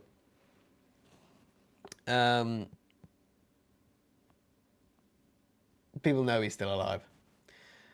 What are you guys just checking your points for? This isn't even a Scream stream. Stop. Stop. Guys.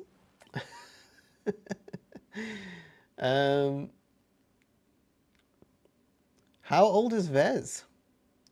Well, how old is Vez? Great question. We can put some dates on these guys now.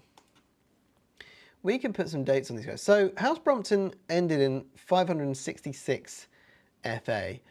I would say that the same year So 566 FA is when those guys showed up to Blood Pact. That was a long time ago. So let's do 566, was it? Yeah. So 566 FA.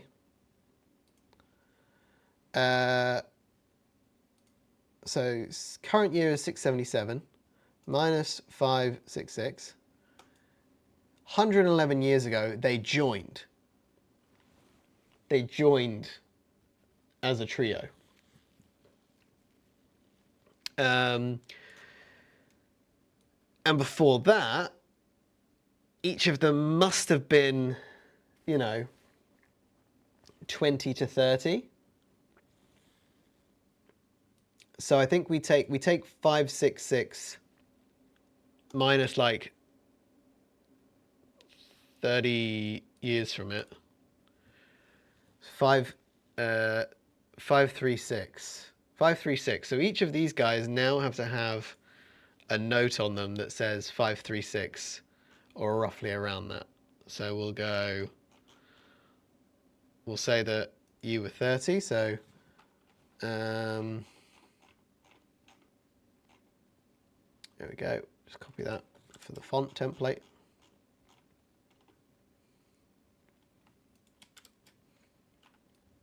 I think this is present. There we go. So let's go 535 for Odvin. Let's go for... Bam! Fuck. I'm just doing fucking dates. Let's make you a little younger. 540.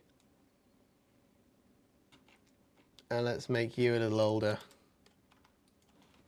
530. So they're all born around the same time. Let's make you a little older. Let's make you 25. Yeah. So Almor was already quite, old. Not old, but he was like, for a knight. Maybe a little past their prime for fighting age. If he's no longer, he'd be like, what, at the end, when 25, when House Bexley, when he becomes a vampire, he'd be... Nope. Wrong one, sorry. I'm not good at maths, by the way. Or at least my brain is too tired for it. 41. So he's 41 when he becomes a vampire. And the other two are like around 30. Yeah. Fully a husk, Zach. Fully a husk. So, what was it? So, Vez Romford is 677 minus 540. He's 137 years old, and he's been starved for, I want to say, like, the peace didn't last that long between them. I'd say he's been starved for about 100 years. I want to say. Like, it's not good for Vez. Yeah, he's basically like, he's a living mummy. Because I do think vampires are just immortal. They don't, like, die, I don't think. But they are just, he's just incredibly weak because he's not fed in hundreds of years. How many eras have you had? You need to keep you away from your future. What does that mean? Need to keep you away from your future. How many eras have you had? Eras, as in like the like ages. So we're currently in the free age, or what is known as the free age. And I don't know where I've made a note of it. Let me see if I have made a note of it anywhere. I did make a note of it. Planes, paragons, items, campaigns.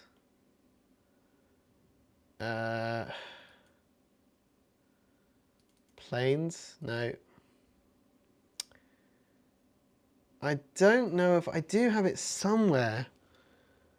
There's the Chaos Age before this. And before that was the Dark Age, I think.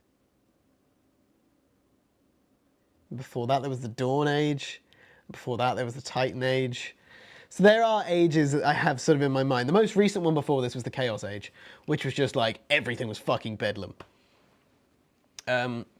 Which is when the Chaos Age is when the Plains of Hell tried to invade last. It was their last full-scale invasion, and it went nuts. And actually, the only thing that stopped them was the fact that the demons showed up at the same time as them to stop them.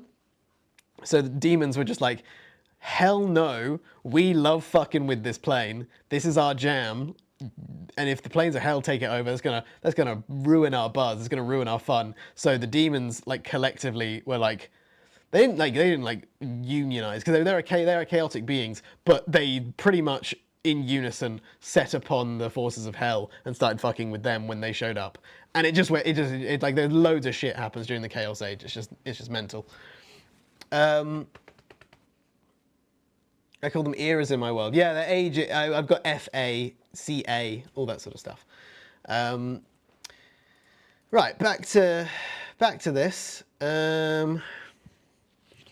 Let's give the faction a little bit of flavour. So what's their sort of like? What are their defining principles? How do they run themselves? Like, I imagine run by a former knight. They must be quite stoic and quite, they have a lot of original. Their values come from like the age of knights. If they're run by run by 3 knights, and is still run by one of them.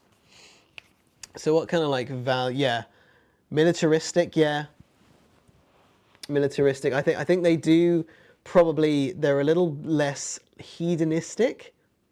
I think they're a little less on the side of like art and not free love, but like they're less on that sort of like, oh yes, we're going to enjoy the unlife. We're going to. It's more like power and loyalty and all that sort of shit. Does the Vigil have a motto, a creed they live by? Well, that's exactly what we're trying to discover now, Zach. It's exactly what we're trying to discover. Less obsessed with blood and more obsessed with political intrigue and waging war. Yeah. Maybe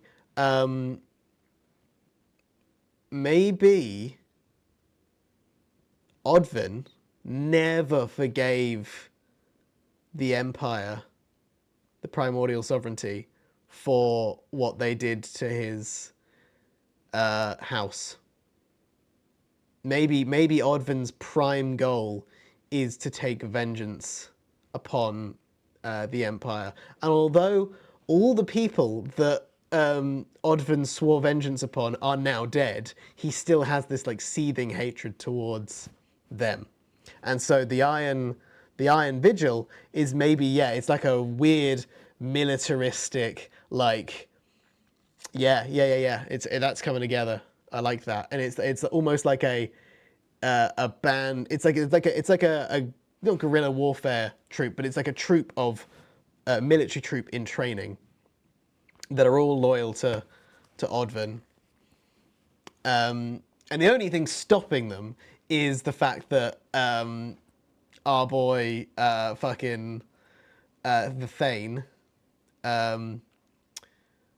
Icanus Thane, is like, no, bro. If you attack the fucking primordial sovereignty, they're gonna come and knock our fucking house down. So absolutely not. Like, but Odvin's just biding their time. Yeah. He's immortal, and so is his lust for vengeance. Exactly. And all the people that he swore vengeance upon, like the Queen at the time, so it was a king, House Atax, was like, I'm going to unify all these kingdoms because there's no point in us fucking warring all the time with each other and bickering. We could build a better life here on Celeborn. So he then went to war with everyone, was like, swear fealty to me and we will build a great empire of, a collective empire. And everyone was like, no, bro. And he was like, fine, I'm going to beat you into submission then. And there was a big war about it. And it was fought for a long time. King Atax dies in the war, but his daughter takes over, Queen Lily. Queen Lily takes over, and she sees his vision. She becomes the queen of all the kingdoms. And at the end of her life, she says, right, no more kings, no more queens, we have a council. And she succeeded over to an emperor, which was like her like personal assistant / secret lover like thing, Emperor Zendel. But that, and then Emperor Zendel's really old now. So yeah, that whole thing, seceding over to a council. And so Odvin is now just mad at the Empire in general, because it's kind of it's the what stands instead of any of the kingdom shit. But nobody is alive. Nobody is alive from like the old era of houses. So he's kind of just mad at nothing, and it's something that he can't really do anything about because the primordial sovereignty is so powerful. But he's still planning this revenge. Latin motto: Ferrero Ficta in Artanium Villager, forged in iron, forever the vigil. And it actually, fuck, we've come back to why it's a vigil. It's a vigil because it's the vigil of revenge. It's like it's a revenge vigil. It's never sleeping on the idea of revenge. Fuck, it comes full circle, baby. There we go. Yeah, fucking nailed it. Right, so let's write that down. Let's write that down, shall we? I am getting excited, Castaway. Oh, bye, Shark. See you later. I'm sorry these streams are too late for you, Shark. Changes view, not the royal house, but the institution of the empire. Yeah, I think he still sees the empire as like everything that House Atax tried to build. It still is House Atax, just with a different name, essentially, for him. He's like, no, it's like they took over the kingdoms, they destroyed my house, and they destroyed House Dren, which is the other house that they were loyal to. They murdered, you know, like royal bloodlines, and broke the sanctity and the peace between, well, the peace, you know, the order between these kingdoms. And he still holds them responsible, and he is immortal now, so he holds this rage, this vengeance. He can't rest.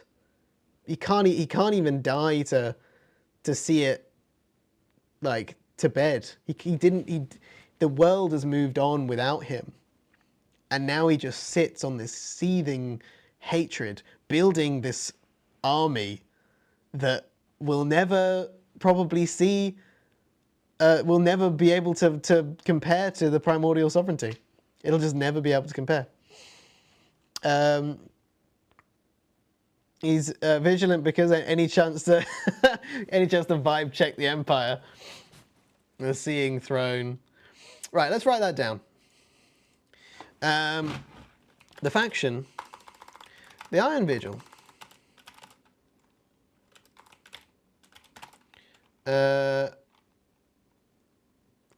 Operates more like a company of soldiers than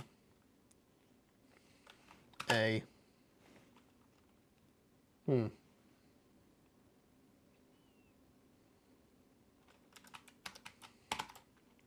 cabal? What's a cabal?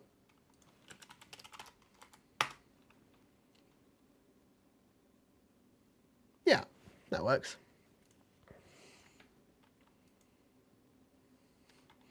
The Vigil operates more like a company of soldiers than a cabal. Members are organized into strict squads and companies squads, into strict squads, like the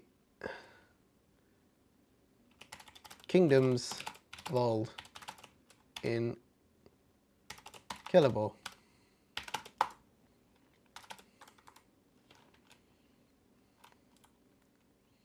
The kingdoms, armies of old killable.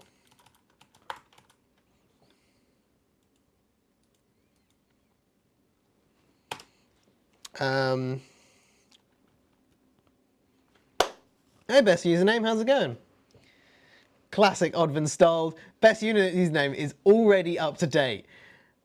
Already up to date. Has read through everything we've written today. No recap needed for best username. Sick. So the vigilance operates more like a company of soldiers than a cabal. Members are organised into strict squad. I don't like the word squads. I don't like the word squads. Strict blank blank blank.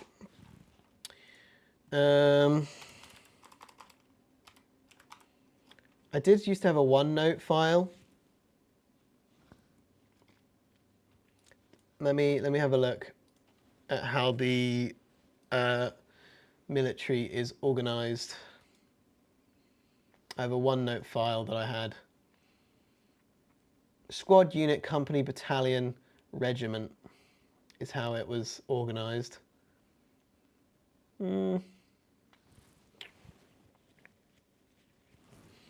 A battalion has quite a few. Oh, fuck me, that was... Thank you. I'm going to say battalion, because battalion was 181, which would make sense. Operates more like a battalion of soldiers.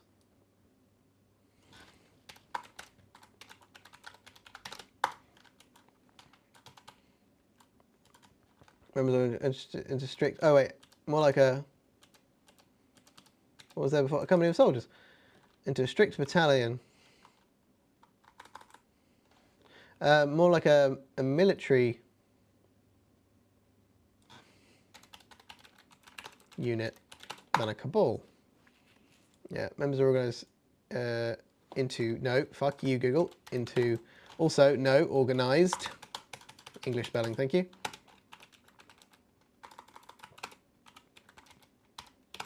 Battalion. Like the kingdoms armies of old Kelebor.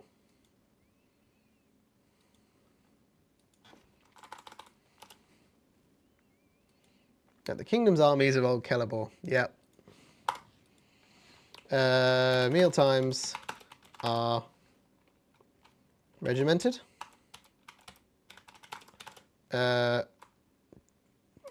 Days are strictly planned for the members into combat training, scouting,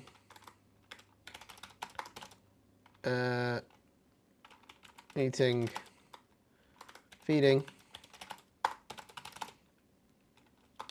strictly planned for the members, involving a range of activities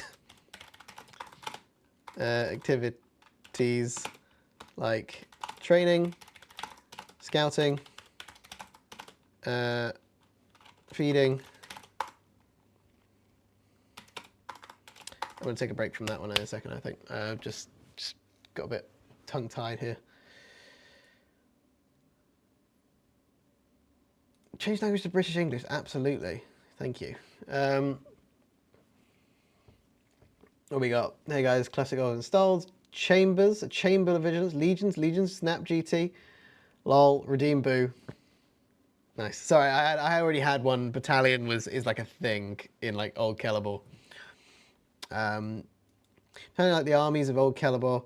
Days are strictly planned for the members, involving range of planned for the members. with training drills,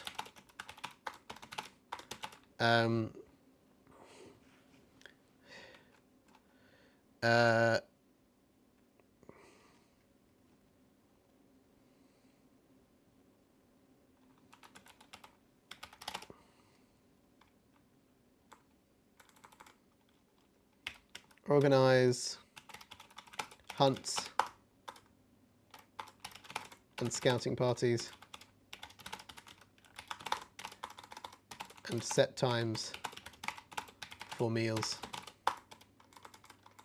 for feeding.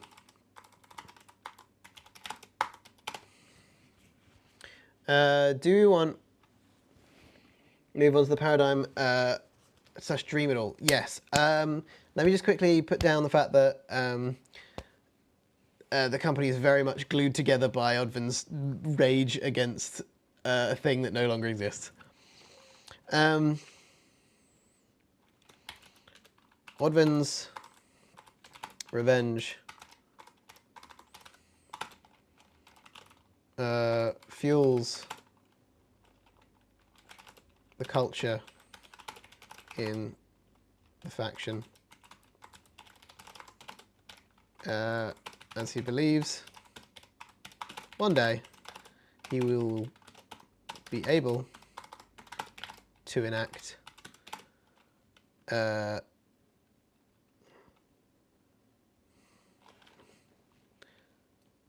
Odvin's rage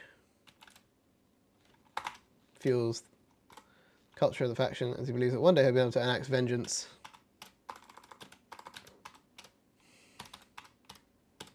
on those who destroyed his house, although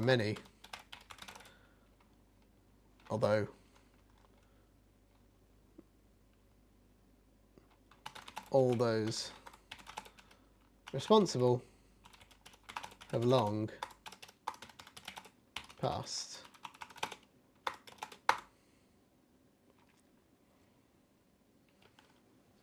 Odvin's rage fuels his culture in the faction. Culture in the faction. Everybody's one day will be able to enact vengeance on those who destroyed his house, although all those responsible have long passed, and the sovereignty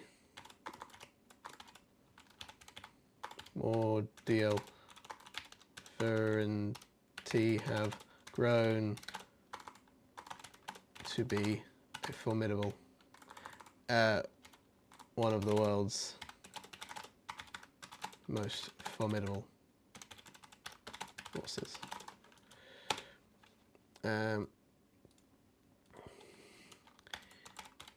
Icarus tries his best to sway Odvin from this path. Cool. Nice. And I imagine they're like really grey and purple. They've got the purple like of the house that they were loyal to. Grey and purple's their kind of vibe. Oh, scared you. Oh fuck. Very cute. I love how cute that is. It's adorable, isn't it? Do we want to move on to the paradigm? Obsidian paradigm. So, this was the one that was formed by somebody who, a runt, a real, like, absolutely fucking bullied, you know, really, like,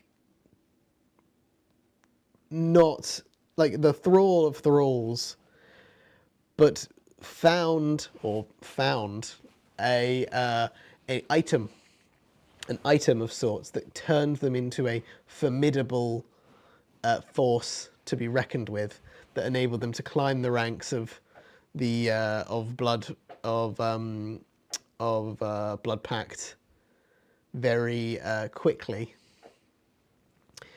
Some might say that this item was given by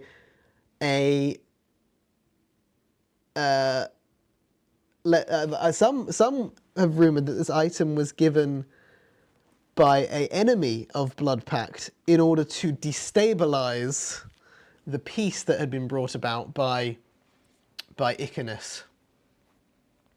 And so I think it maybe used to be called the Emerald Paradigm, but was renamed once this person came to power, and they renamed it the Obsidian Paradigm because of this, like, maybe this like obsidian like gem that's like lodged in them or something. I don't really know. Yeah. Oh yeah. Maybe. Well, what I was thinking is it's like maybe it's a conspiracy that one of the other members of the Solar Assembly. So you know how we've got all these, like, each member of the Solar Assembly, like, as a collective. So you got the Wolf guy, you got the Mausoleum guy, you got Blood Pact, you've got Broken City, you've got Bleakmont, and then you've got Taziot Cathedral, and then you've got God in Dune, which isn't supposed to be occupied, but whatever. So those are the members of the Solar Assembly. I think one of the other members of the Solar Assembly created and supplied this item, or maybe discovered this item and planted it into the hands of somebody that was very weak and very unstable, not fit to lead, but granted this person power that enabled them to sort of destabilize this peace that had been established by Icanus.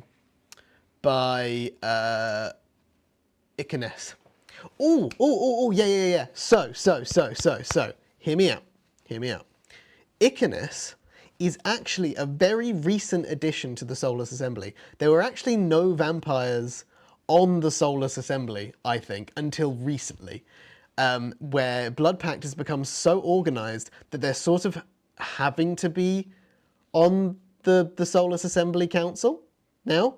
They've sort of forced themselves onto it. So Icanus is now like, look guys, I'm in charge, fucking settle down, and I'll prove to you I'm in charge because I'm now on the fucking Solus Assembly Council. I've organized us enough to get us to come together, and now we have a higher seat in the region because of me. And that's the reason he has so much loyalty for him. Because he's actually raised the Blood Pact's position in the region.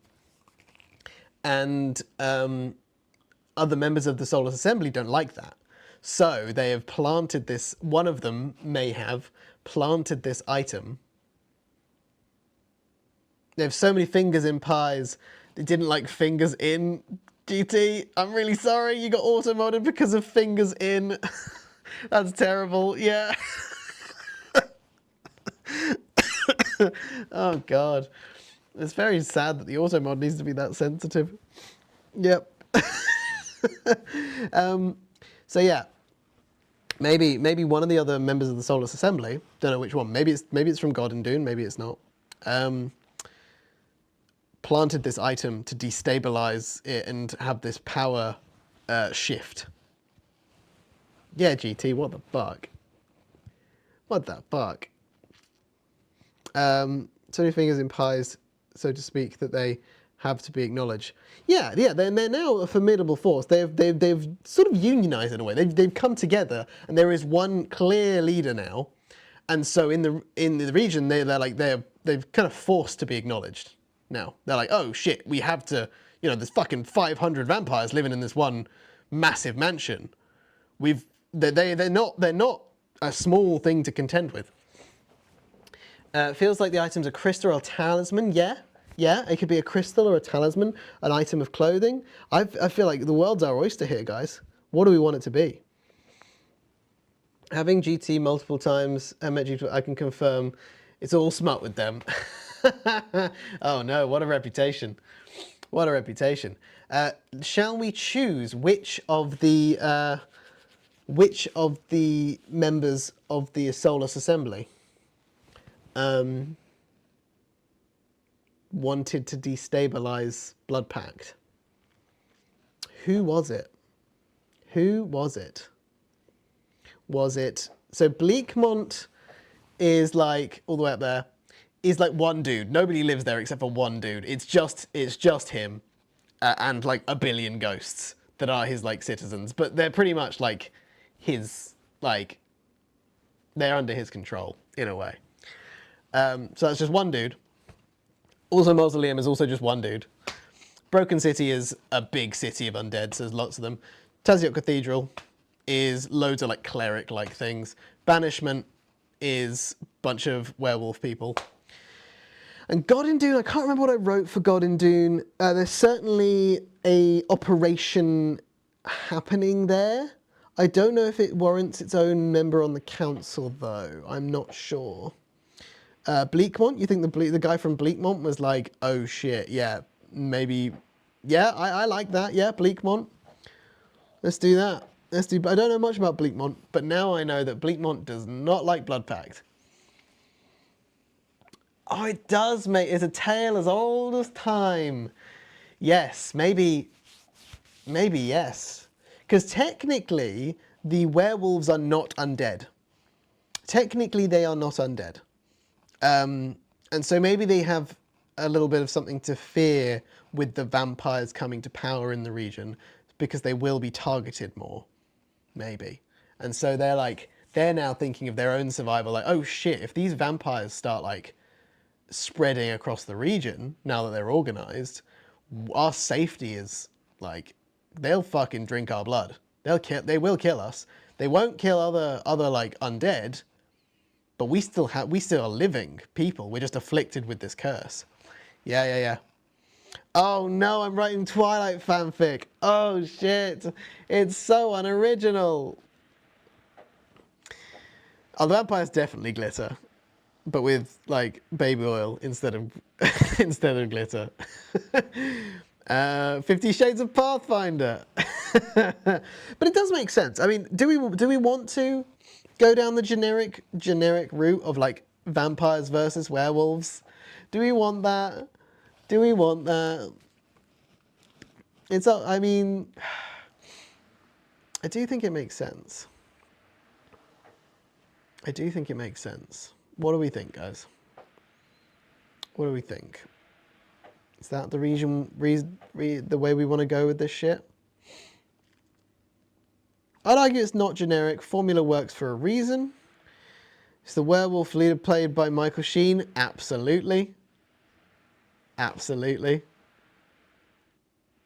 Wait, wasn't Michael Sheen the vampire leader?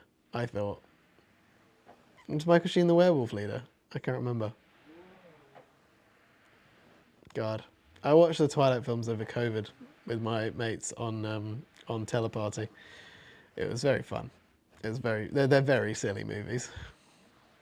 I do miss that, kinda. Like, all the things you sort of used to do online during COVID, people be way more up for doing stuff together, like watching movies and stuff. I think we've lost a little bit of such an odd time. COVID, such an odd time in our lives, where just the whole dynamic changed. And suddenly things became, God. I'm just thinking of Hugh Jackman Van Helsing film. Yeah, that's basically it. It's got some really good CG in that film. It works, but I like the thought of God in Dune having items to tempt people in. Because of the story from a vampire about a medallion or something. So, how about the item itself is from God in Dune? Let's say that the werewolves did not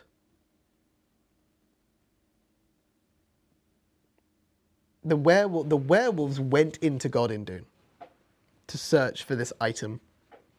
They didn't make it themselves. It already existed.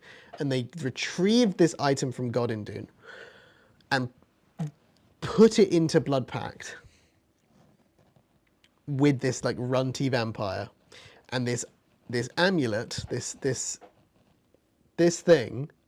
No, I'm not nostalgic for lockdown, I don't think. It was just a different time.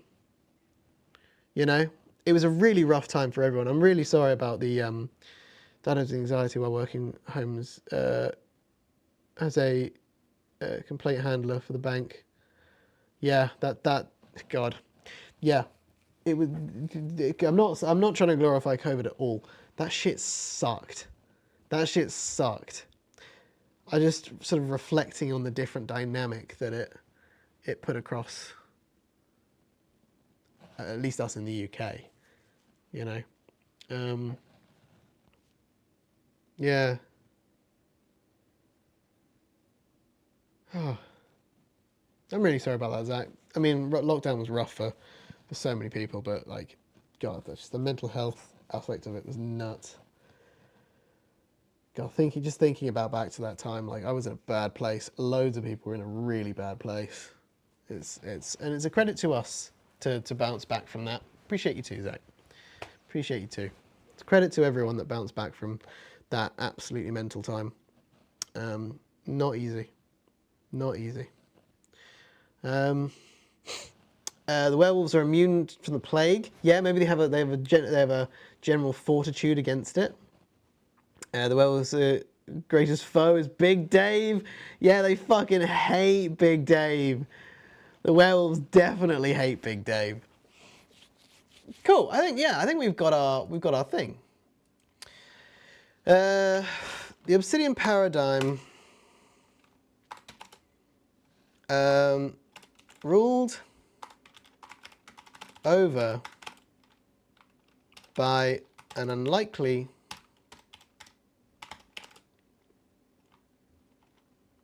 leader. We need a name, guys. What's our name? What's her name? His name? Their name? Schmidt. Schmidt. I think we need more women. We've had exclusively men so far. Icarus. We need this leader to be a woman, I think. And it's just how the chips have fallen. All three of the knights that were randomly picked turned out to be men. I guess we did choose for Icarus to be a man. But they don't have to be a man, you know. When you're undead, sort of gender binary things sort of must get a bit sort of like, yeah, okay, I guess. You know what I mean? It's like there's so much more going on. So it's like, yeah, I guess I'm, you know, if we want to put labels on this shit, fine. But in a world with magic and dragons, it's like we got bigger things to deal with than you know. We're not naming them Viv. We're not naming them Viv.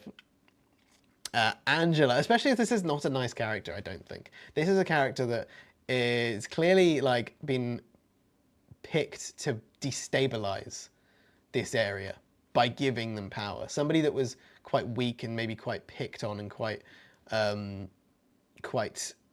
you know, has a bit of hatred in them because of how they've been treated, has been chosen and given power, and now they are wreaking havoc and have taken over one of the factions.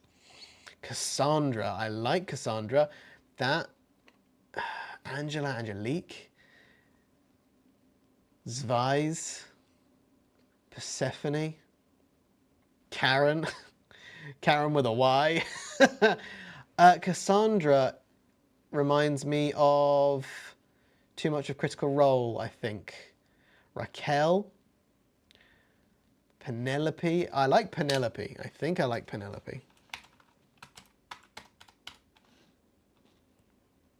Penelope, second name? Or are we just going for Penelope? Do vampires have second names? Who knows? Yes, they do, because they come from different cultures. So this is a eclectic mix of people, actually, because all these vampires obviously come from different places along the world. Lacenaire. Pen is mightier than the sword.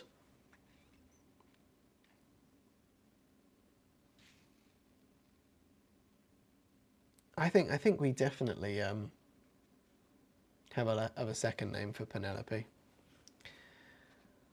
Lucinaire. Lucinaire. Lucinaire.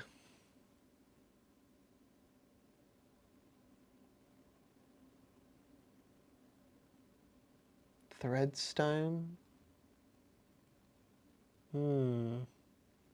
It's always the hardest part, isn't it? Settling on a name that you enjoy and you want to say and you hope will stick in your players' minds. You know? Lucinaire. I kind of want to go with just Penelope Vile. I don't know why. I don't know. Penelope Vile. Vile with a Y. Yes. Fantasy. Fantasy. Spell it different. Penelope Vile. Yeah. Ruled over by an unlikely leader, Penelope Vile. Ruled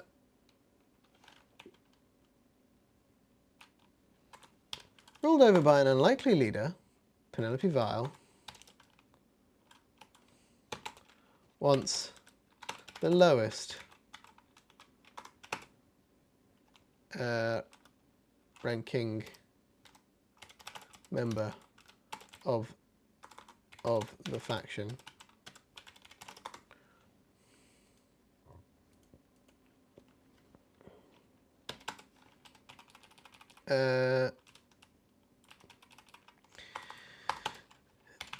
The Syrian paradigm is ruled over by an unlikely leader, Penelope Vile, once the lowest ranking member of the faction.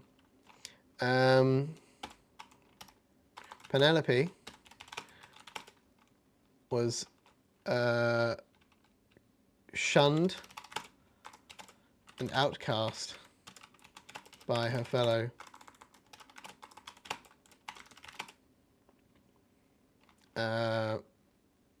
vampires, with many rumours circulating that she was only granted the gift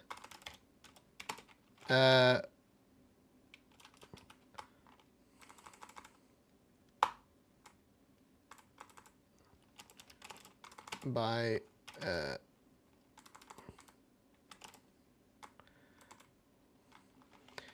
Penelope was shunned and outcast, with many rumours circulating that she was only granted the gift of vampirism as a joke. Oh, fuck, that's sad. Oh, shit, that's so sad. Oh. Holy shit. Is that gonna be canon?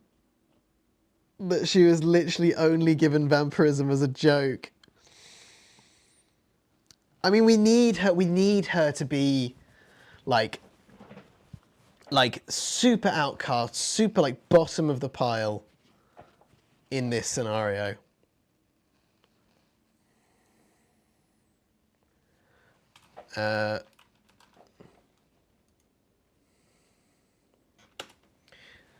I think she arrived on the blood vessel.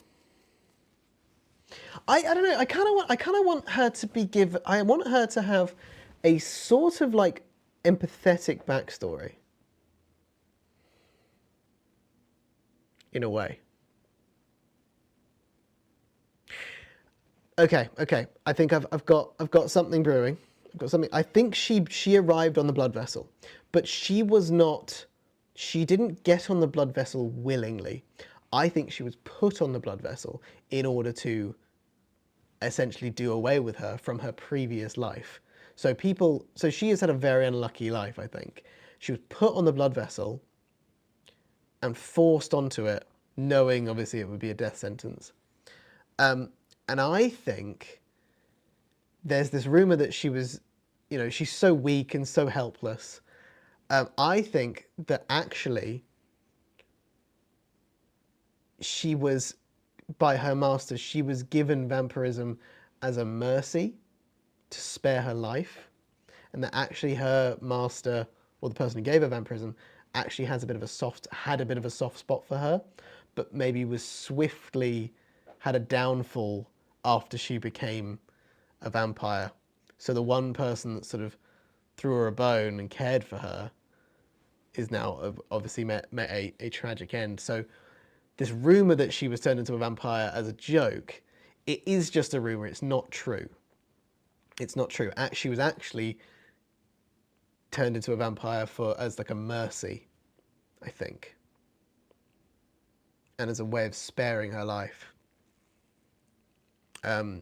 because she was clearly not she clearly didn't put herself on this boat. She was not supposed to be there. She didn't have the hubris that all the other people on the boat probably had, being like, yeah, I'm gonna go be a vampire. I'm gonna be fucking live forever. I'm gonna go live in the blood-packed halls.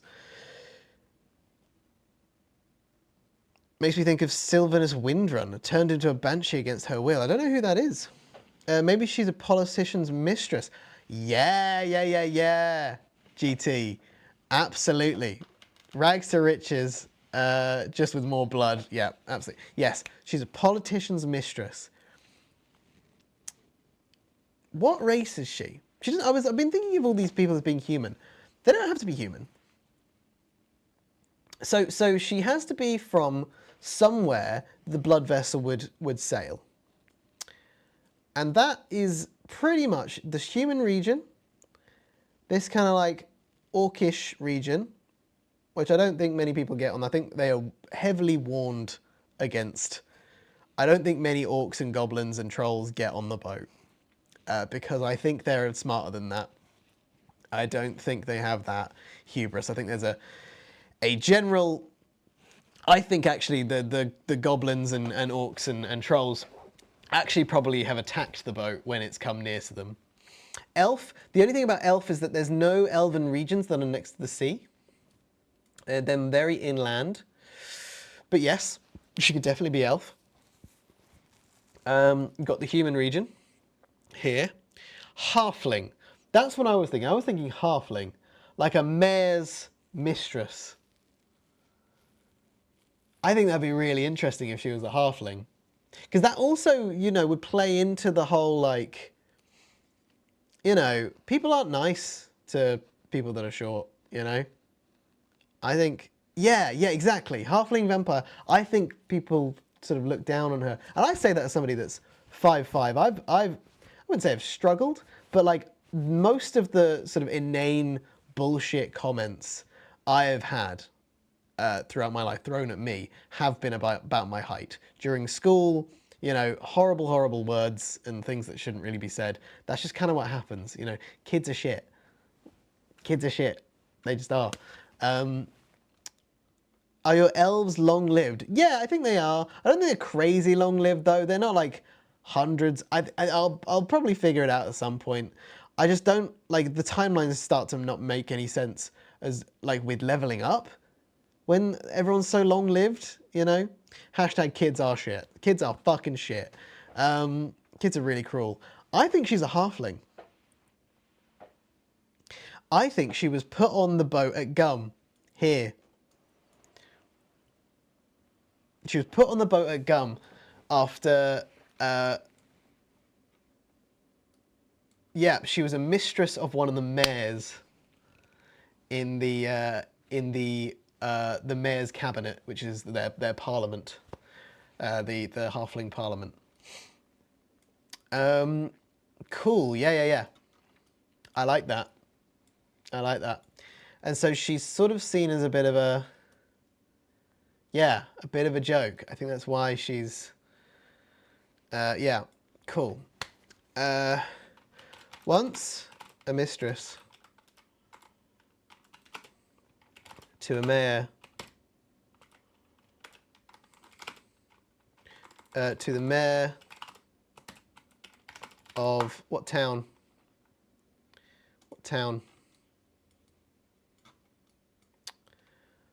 Varihold, Duffer, Melon, Topper, Ioda, Minper, Trant, Rushford, Roland, Gum. Hogdown is it's a military encampment. Sorry, that is a primordial sovereignty military encampment. Apologies. It's like their border, like, force for the halflings. Not that they basically Duffer's the capital, so it should be pretty high up if she was the mistress of the mayor of Duffer. So yeah, let's do it. Mayor of Duffer. Once the mistress to the mayor of Duffer, this unlucky halfling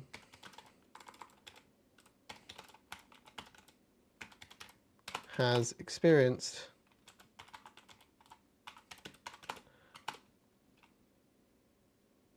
a woeful life so far. Kidnapped and shipped off on the blood vessel by... Well, okay, so why was she put on this boat? Was she the mistress to the mayor of Duffer and was found out by the mayor's wife, who then put her on a boat? I don't really fancy pitting women against each other. That doesn't make me feel good. That doesn't make me feel good. So I would try and steer away from that. But I think she found out something about the mayor of Duffer that was like incriminating. Yeah, she found out a secret. She found out a secret, and the mayor of Duffer was like, "You gotta go," and had her kidnapped and placed on this boat. What secret did she find out, though? Oh, this gets so... Maybe I think a rival politician find out and tried to use it to run against him. Yeah, and she was excommunicated. She was shipped off. I think still by the mayor of Duffer. I think another politician found out. She found out that Darth Vader is actually Luke's father. Shit. In the 4th movie too. Dang. And I think the mayor of Duffer went, What mistress? What mistress? As he sort of shipped her off. Or we could, any more secrets? Any more secrets you guys can think of? I'm all ears. I'm all ears for secrets. Like, I love a good secret. Kidnapped and shipped up by her own lover. Oh, but that was so recent though. That was really recent, and that was the mayor of Topper. But yeah, we could just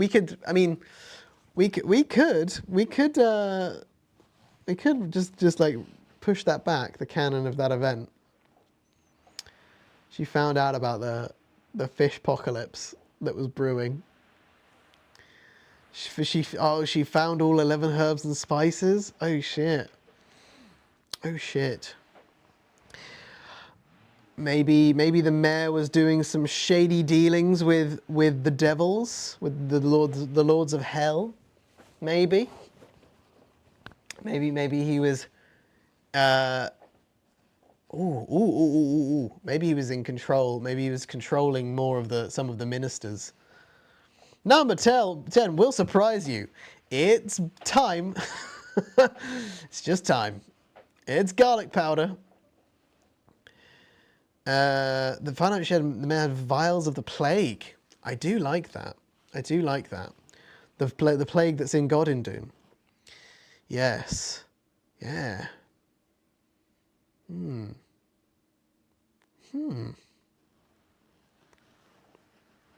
Yeah. What was he planning to do with the vials of the plague? Random fact, the KFC Twitter account only follows the 5 Spice Girls and 6 guys called Herb. That's fairly funny. I think that's, as much as corporate bullshit goes, it's like, it's well thought out. The man was storing plague in vials as a deterrent against an uprising. Why was she there after turning? That's why she went there after turning. What do you mean she returned? She went back after turning to a vampire?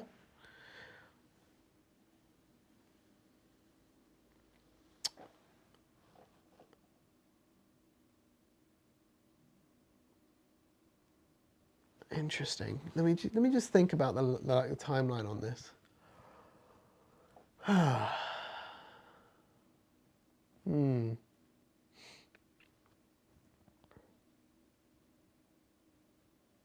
Yeah, okay, cool.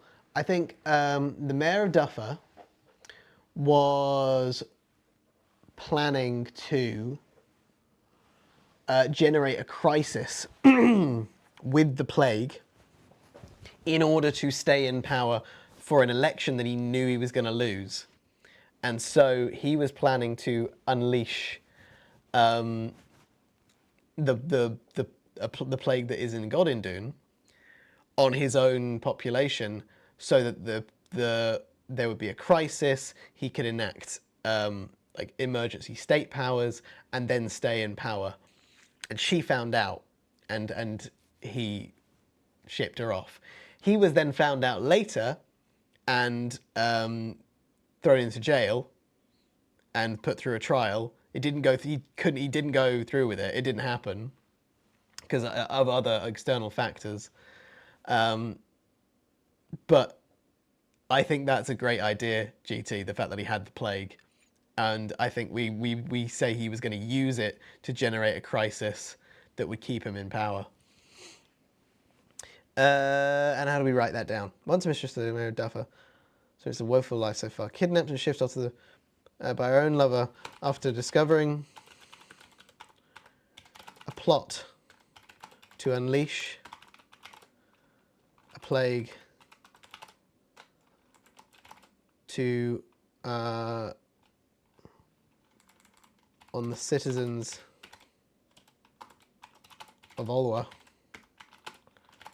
to consolidate. Is that correct? Consolidate.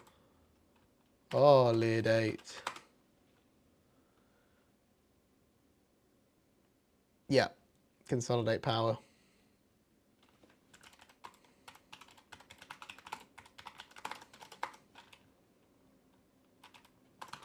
Before an upcoming election. Huh, wonder where we got that idea from.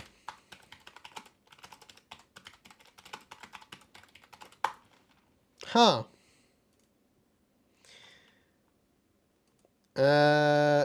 Kidnapped and shipped off on the blood vessel by her own lover.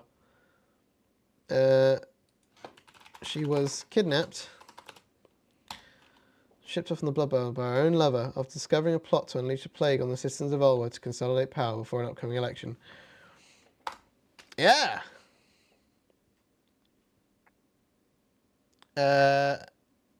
What's the hard bit? What's the hard bit? Huh? Once mistress of the mayor of Duffer, this unlucky halfling has experienced a woeful life so far. Kidnapped and shipped off to... Writing it down! Yeah! It's always the hard bit. Once I get into it, once I get into my flow, it just sort of happens. But it's like, just doing it is really difficult. Once mistress of the mayor of Duffer, unlucky halfling has experienced a woeful life so far. She was kidnapped, shipped off on the blood vessel, TM, by her own lover after discovering a plot to unleash the plague on the citizens of Olwa to consolidate power before an upcoming election.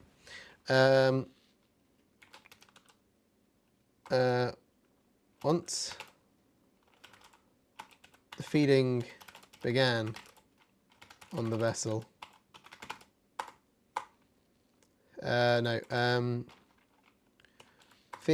fearing she was all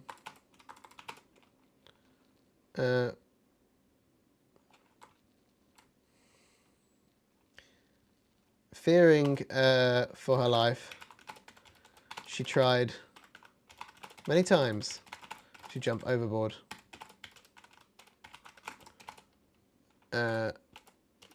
But each attempt almost killed her before being brought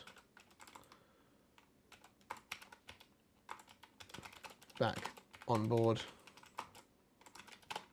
The captain ordered for her to be tied and gagged to stop her from trying to escape again. God, this backstory is getting like, it's pretty huge. Oh no, the battery's run out. Shit. Oh no. I'm going to bed now. Have fun. I'll see you again another day. See you later, Castaway. Thank you so much for joining us. This was really good fun, wasn't it? Couldn't do this shit without you guys. There we go. We're back. Thanks, GT. Little homage to our previous traditions. Yeah, Captain ordered to be tied and gagged to stop him from trying to escape again. Once the boat arrived at Blood Pact and the slaughter commenced, she was found below. After the boat arrived. After the boat arrived at Blood Pact and the slaughter commenced, had ended, she was found below deck by a vampire by the name of what's our lovely vampire man who spared her? What's our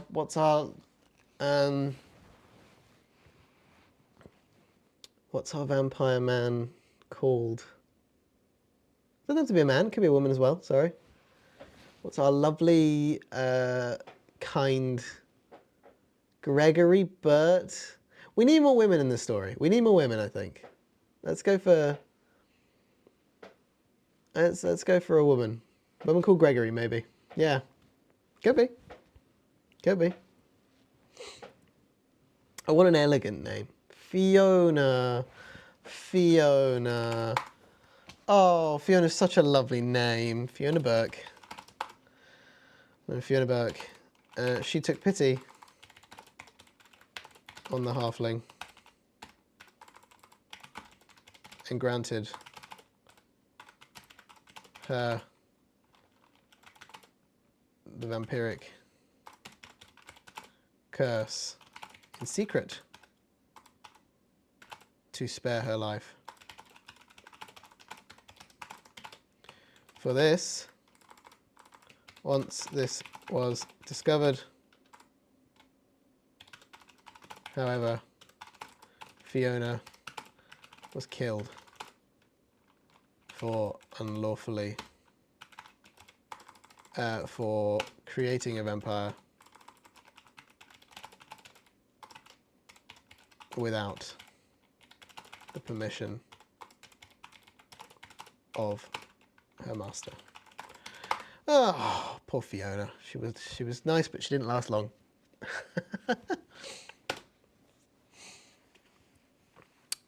Fuck. Well, that's just Penelope's fucking backstory. Like, now we're on to the actual faction.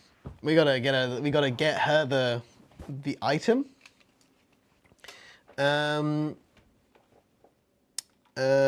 Penelope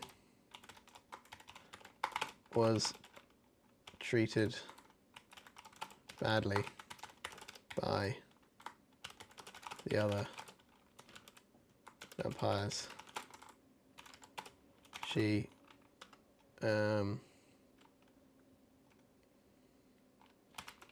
never climbed the social ladder and was no, we didn't settle on the item. Yeah, a little pen. Let's throw a nickname in there.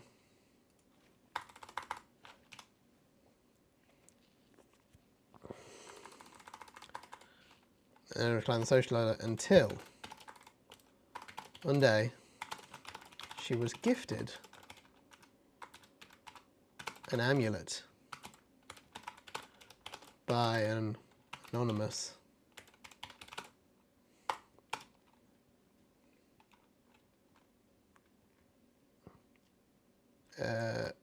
gifted an amulet anonymously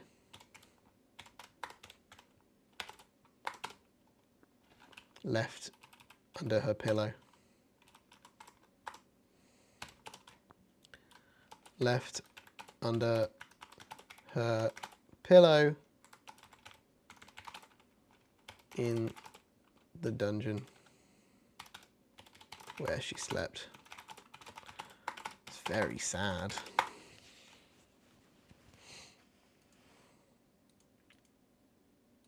No, I don't want to say given, I want to say gifted. Ugh. No, fucking... Can't say anything.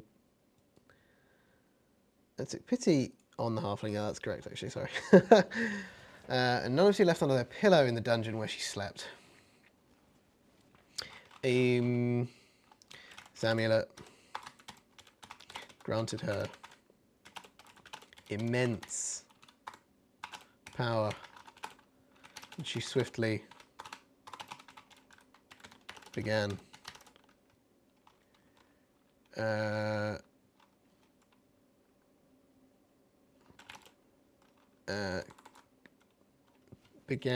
to claim vengeance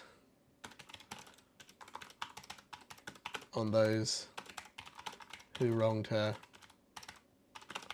and rise through the ranks. Oh yeah, baby. This sudden shift in the dynamic of the faction caused fractures and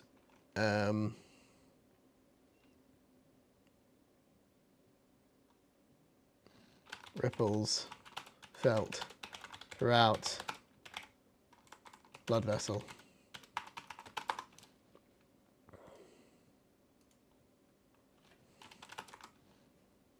Blood vessel? Sorry, blood pact. Transition dynamic and cause fractures and ripples felt throughout blood pact.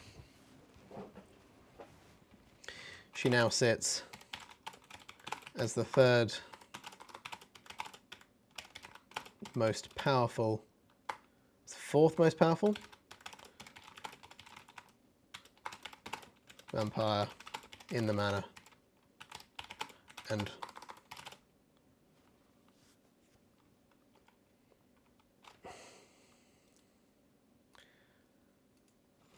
rules her own faction with the same cruelty shown to her.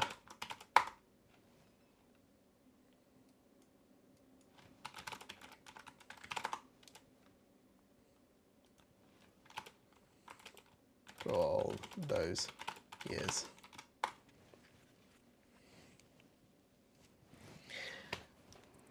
Boom, boom, boom, boom, boom, boom, boom. I like this character. This character's sick. She's wicked. She's wicked. Oh, she's great.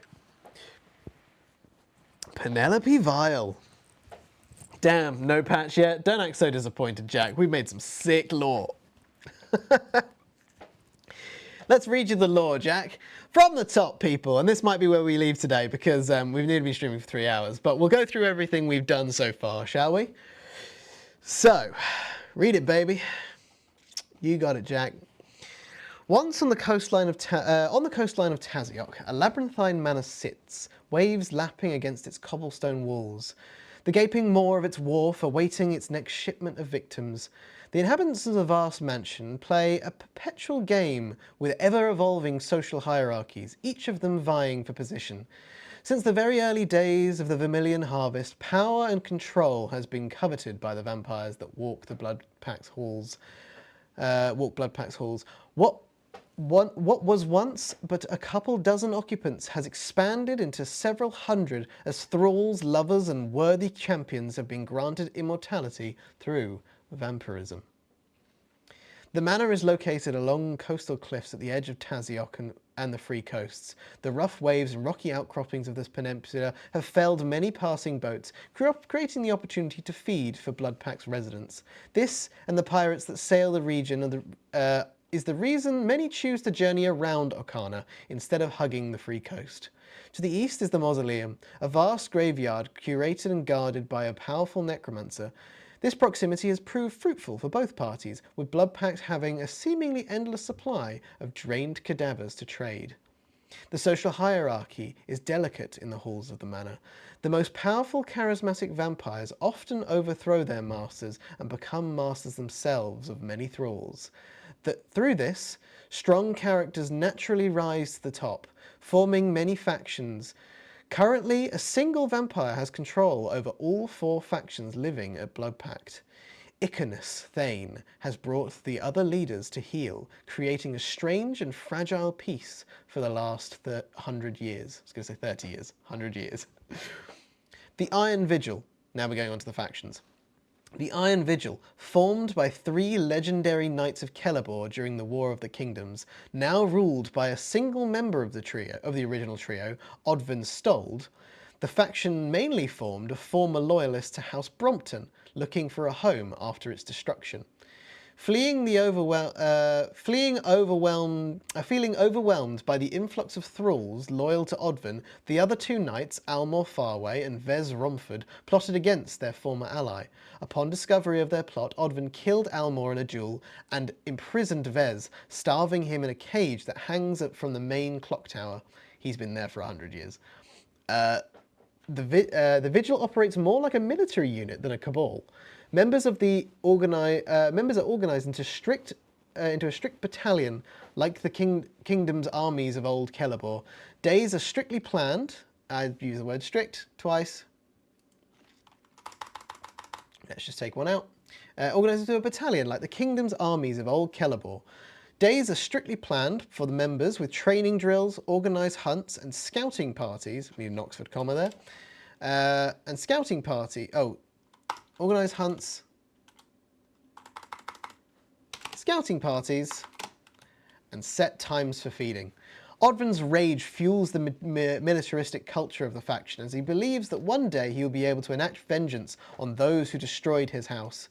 Or those who destroyed his house, which for some reason is capitalised. Although all that are responsible have long since passed, and the primordial sovereignty have grown to be one of the world's most formidable forces, Icarus tries his best to sway Odvin from this path.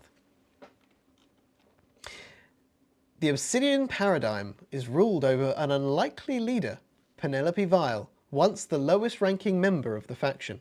Penelope was shunned and outcast, with many rumours circulating that she was only granted the gift of vampirism as a joke. Once the mistress of the Mayor of Duffer, this unlucky halfling has experienced a woeful life so far.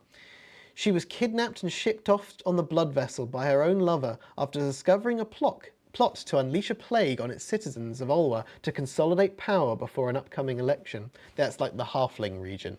So she was the mistress of a mayor of Duffer a long time ago, who discovered that he was going to unleash a plague before an election in order to enact emergency powers and continue ruling. And she caught on to that, and then she was tied up, and we'll keep reading it. We've actually written it quite well. Where do we get to? Unleash plague on the citizens of Olwa to consolidate power before the upcoming election. Fearing for her life, she tried many times to jump overboard, but each attempt almost killed her before being brought back on board. The captain ordered her to be tied and gagged to stop her from trying to escape again. After the boat arrived in Bloodpact and the slaughter had ended, she was found below deck by a vampire by the name of Fiona Burke. She took pity on the halfling and granted her the vampiric curse in secret to spare her life.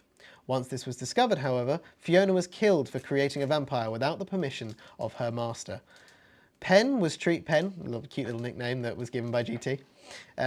Pen, where were we? I've lost my place. Pen was treated badly by the other vampires. She never climbed the social ladder. I have to put an and there. Pen was treated badly by the other vampires, and she never climbed the social ladder until one day she was gifted an amulet anonymously left under her pillow in the dungeon where she slept. This amulet granted her immense power as she swiftly began to claim vengeance on those who wronged her and rise through the ranks.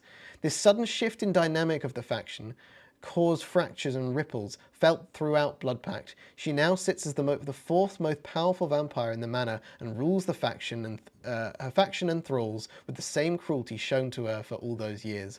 Essentially, the amulet has been given to her in secret by one of the other members of the Soulless Assembly.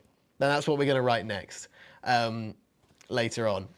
So the one of the other members of the Soulless Assembly have given her the amulet knowing it's going to disrupt the power balance in Bloodpact, because only the last 100 years Bloodpact have actually been on the Soulless Assembly Council, because they've not had a single leader before.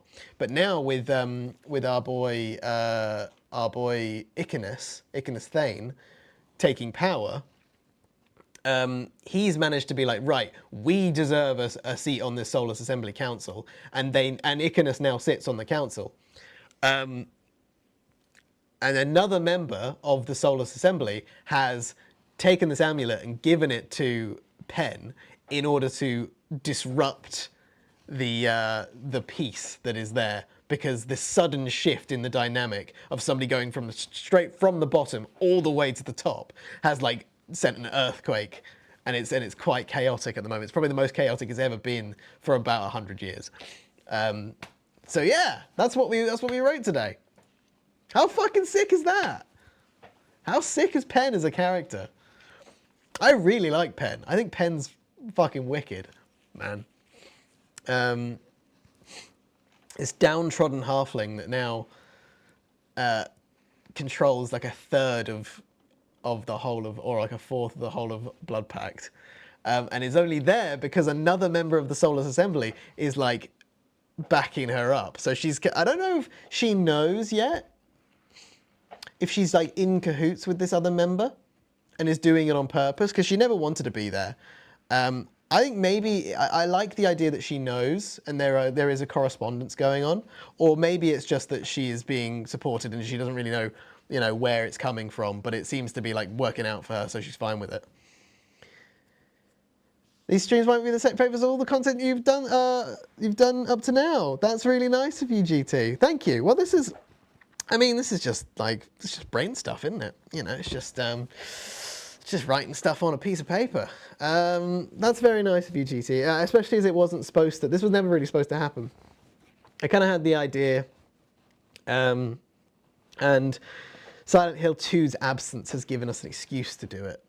But I'm glad you like it. I'm really glad you like it, because it's good fun. Good fun doing a little bit of writing, don't you think? Cool. Well, that's. We've been writing for 3 hours. We've been fucking chugging along. Also other things. Big Dave is now a cat. Jack. If Silent Hill is still down, you should try and make the manor on Telespire. That would be sick. So me and Jack were playing around with Telespire. The manor is huge though. It's labyrinth, like a labyrinth. So I don't think I'd be able to make it. I might be able to make one of its like main regions. 3 hours has flown by. Fuck Silent Hill 2. Can we just get this for the rest of October? Well, I mean, we can certainly. I really want to finish Silent Hill 2. I really do. But I mean, I'm starting to think,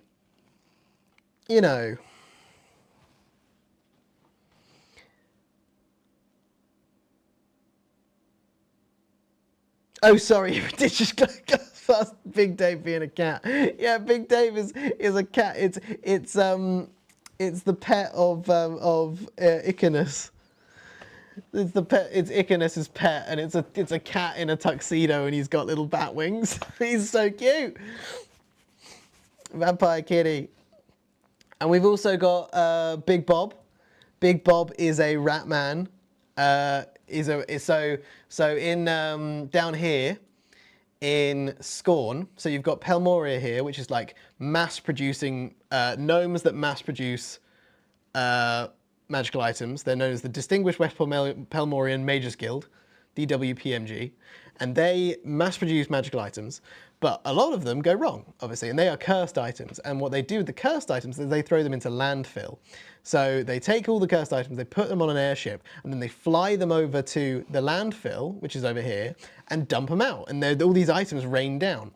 And that has now become a town called Scorn, because the concentration of cursed magical items... Oh, fuck. Here's John, come to make fun of us. Oh, no. Nah. John's come to beat us up. Jock John has arrived at our D&D club and is now flushing her head down the toilet. I do need to text John. I'm sorry I haven't texted you back, John. I've got to... I will text you. I'll text you about all the stuff. John, what are you doing here at 10 past midnight, John? What are you doing? God. So anyway, back to the explanation, Jack. So Pelmoria makes magical items. Some of those magical items are cursed. They then dump those into a giant landfill, which is now known as Scorn, because the concentration of magical items, Viv's here to bully us as well. Great. The concentration of magical items has caused the rats that were in the landfill to gain consciousness and become living beings. One day, one of the cursed item rains was like dumped out onto the graveyard, or one of their graveyards, and a mass of bodies was sort of converged together in that graveyard by this like cursed item, like when it was sort of buried, and became this being of like a bunch of rats like sort of smushed together. And that is Big Bob. And Big Bob now, after being banished from Scorn, made his way across the world to the Undead Lands, and now lives in the basement of Bloodpact. And he's like this horrible Frankenstein's monster of rats that has his own like rat thralls. And he lives in the basement, and he's sort of chill with the vampires. Yeah. We were just about to end. I'm sorry, you've come right at the end. He's a rat king. Yeah, everyone was like shouting.